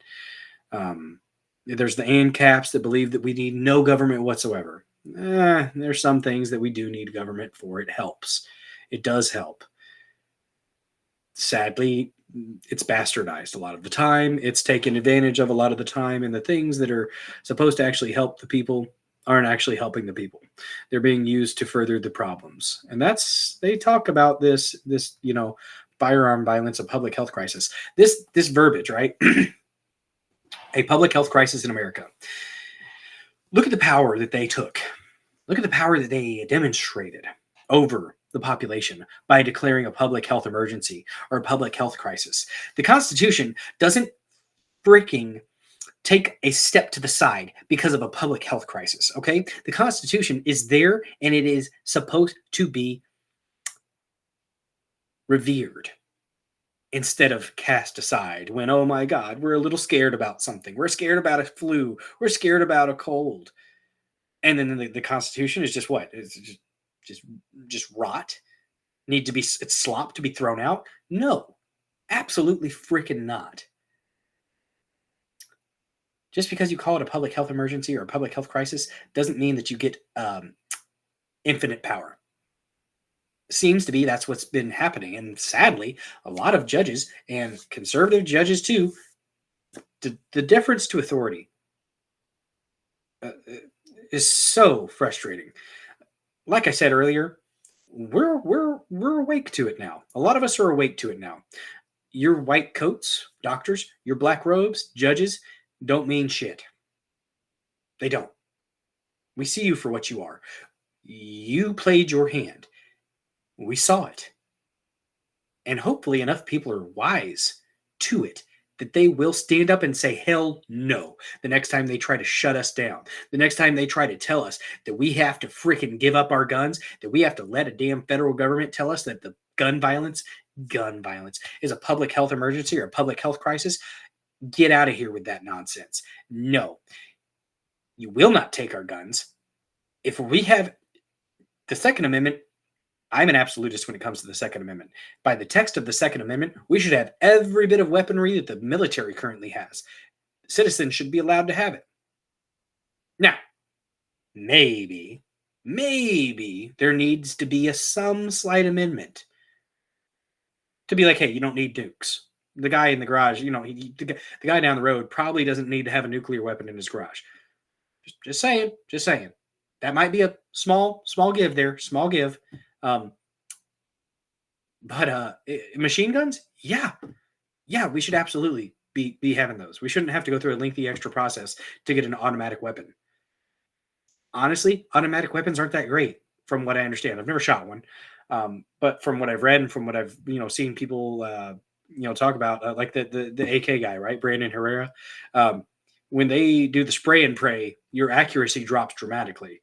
Now, your hits may increase, though. So, there's pros and cons to that, I suppose, in like a wartime scenario or just, a fight. But Jacob Castro, if I could pin this, I would pin it. It's not letting me pin things from the chat right now, though. He said, don't forget to smash that like button. Absolutely. You know what? Let me see what we're doing here on Rumble. Oh, my goodness. Ooh. Oh, no. My earbud died, guys. My earbud died. I've been on for almost 3 hours. We've got the serious topics out of the way. We are going to move into the not so serious topic. How do I already have almost 250 views on the stream that died? Nonsense. Nonsense, I say. Anyways, our fun topic, guys. We've got through the serious stuff. We got through the debate. We got through the Supreme Court decision, Assange being freed. That's a white pill, guys. That is a white pill. It sucks that he had to plead guilty, but it's a white pill nonetheless.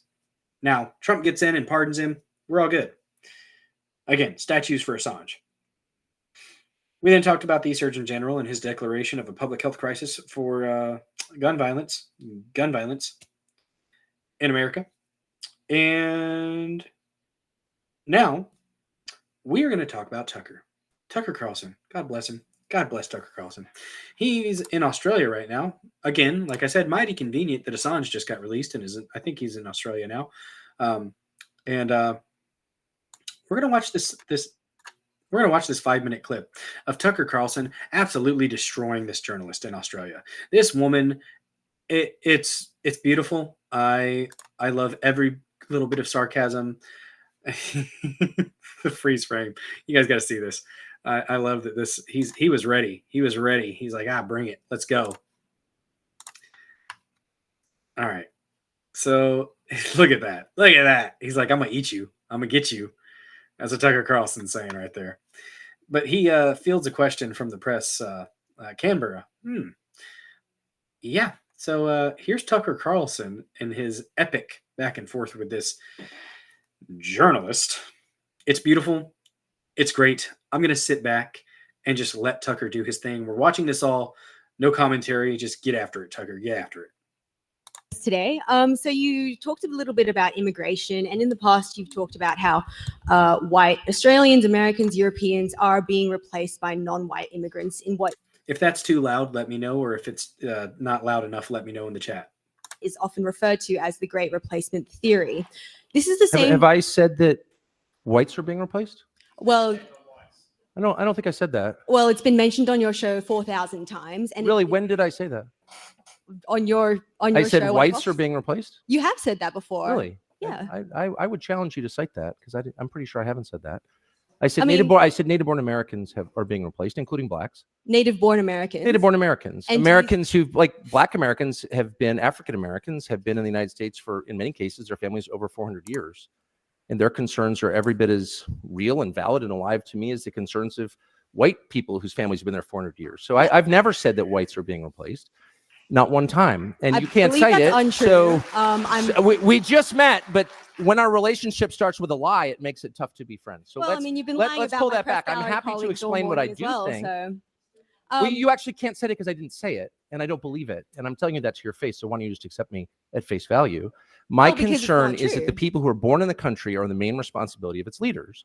And as noted earlier, when those leaders shift their concern from the people whose responsibility it is to take care of to people around the world to put their priorities above that of their own citizens, that's immoral. And they are being replaced in my country, people who are born in the United States. And the birth rate tells the whole story. They are not at replacement rate. And so the US population is growing because we're importing people from other countries. And my view is that happy people have children, and a functioning economy allows them to do that. And we don't have that. And so you need to fix the economy and fix the culture and make it so that people who want to have kids can. You don't just go for the quick sugar fix of importing new people. Like, that's my position. And if you think that's racist, that's your problem. I never called you a racist. But of course you are suggesting, and Well, I you're must say, one of the also reasons suggesting that people white don't people- like people like you in the media is that you never say exactly what you mean. Your slurs are all by implication, and you're about to tell me the Great Replacement Theory is racist or anti-Semitic, whatever. I've said what I've said to you right now like 100 times in public. I hope to, if I live long enough, to say it 100 more times. I think it's completely honest and real, not racist or scary. It's factually true. It's not a theory, it's a fact. And the whole point of your question was to be like, you're a scary racist. Well, I haven't. And actually my finished response is, no, question. I'm not. Okay, well, how about no more lying in your questions, and then I'll answer it. Okay. Well, this is the same theory, or as you say, idea, that has inspired the New York Buffalo shooting, where 11 Black Americans were killed. On. 2 You know what white I mean? Americans were killed. Like, And it's also okay, inspired. it's not. First of all, It's inspired the worst, one of the worst Australian guns how do of they all get time people to this shoot stupid in the media? I guess it doesn't pay well. Look, I'm sorry. I've lived among people like you for too long, and I don't mean to call you stupid. Maybe you're just pretending to be, but I'm totally against violence. I'm totally against the war in Ukraine, for example, which doubtless you support. And like all dutiful liberals, support more carnage. I don't. I hate mass shootings, actually. Nothing I said, what does it mean to inspire something? My views are not bigoted against any group. They're honest. They're factual. That's not hate. That's reality. And my views derive from my deep concern for Americans, actually. Americans aren't having kids because they can't afford to, and nobody in charge cares. And so that's my position. That doesn't inspire mass shootings. How dare you try to tie me to some lunatic who murdered people? How dare you, actually? And in fact, I mean, do you know what I mean? I'd be like, Hitler wore those shoes. A lot of people are saying that you're like Hitler. Can you explain those shoes? Hitler wore exactly the same shoes. And you're like, I've got nothing to do with Hitler. That's how I feel about your absurd, disingenuous question. Right. So therefore, you support gun control? What? God bless. I thought it couldn't don't get want any more dumber, but it shootings? did. No, I don't support disarming law-abiding people so they can't defend themselves. So the government has a monopoly on violence? I don't think so. First of all, in my country, that's illegal, as you know. But moreover, it should be illegal in every country. A sovereign person has the right to defend himself and his family, period. And that said, I'm totally opposed to harming anyone. Have you been calling? Are you concerned about the war in Ukraine and the countless innocents being murdered there every single day? I doubt you are. Probably Putin bad. I am. I'm a Christian. I hate violence. I hate mass shootings. I have guns at home and often on my person when I'm in the United States, I'm proud to say, because I want to defend myself and those I love against violence. That's the point. I'm not perpetrating crimes. I'm not shooting strangers. I'm defending what I love. And if you're against that, I guess I would ask why. Why would you be against that? Well, so you don't think you harbor any kind of responsibility for these hate crimes? I'm sorry. I'm trying to be charitable. I was like, maybe you're just pretending to be dumb. Now I don't think it's an act. Tucker, thank you for taking those questions. I'm sure you enjoyed some Actually, I questions from the loved it. I press. just feel sorry. I mean, because I got here and the country's so unbelievably beautiful and the people are so cheerful and funny and cool and smart. I'm like, your media's got to be better than ours. It can't just be a bunch of castrated robots reading questions from the boss. And then it turns out it's exactly the same, maybe even a tiny bit dumber. God, that was beautiful. That was epic. Oh my much for your address. goodness. That was good stuff. Good stuff.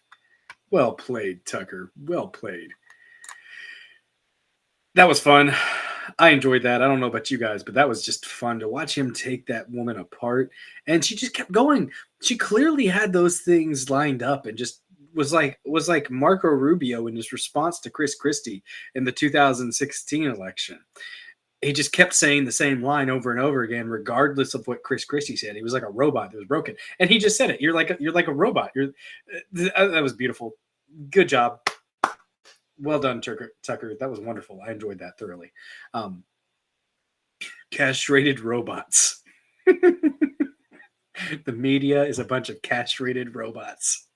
I love it. Well, all right, guys, we just hit 3 hours.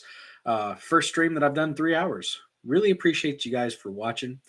I do apologize to those who were trying to watch my first stream. I just looked on Rumble, and guess what? It actually recorded it. So there's like a 14-minute video on there. If you do want to watch it, it's got 200 and something views already. Not sure why, but I had a good time, even though we had some technical issues at the beginning. If you haven't followed me here yet, BillDozer74 here on Rumble. I am BillDozer74 on YouTube, Dozer74 on X, BillDozer74 on Truth Social. Truth Social is still a thing, guys. It's pretty much just Trump's blog, but hey, it is what it is. And you can say a lot more there than you could on X. X, they're censors, their bots, the robots, the algorithms, whatever, they tend not to understand sarcasm and humor. They should work on that, because clear jokes should be viewed as such, not as actual threats or supporting violence. If it's a joke, it's a joke. You should be able to see that. But they find certain words, and then their automatic system, literally I've gotten emails talking about the automatic system has highlighted something. So, it's not perfect, but it's better. It's okay. True Social. I'm on Gab. If you're on Gab, I think I'm Bill Dozer or Dozer74 there. But anyways, that about wraps up the stream tonight. Thank you guys so much for watching. And we'll see you next week at 9:30 p.m. Central. If you like what I'm doing, share it out. Follow the channel. Give me a like. I'll do all the things. Smash that like button. Yada, yada. I think that's all I've got today. You guys have a good one.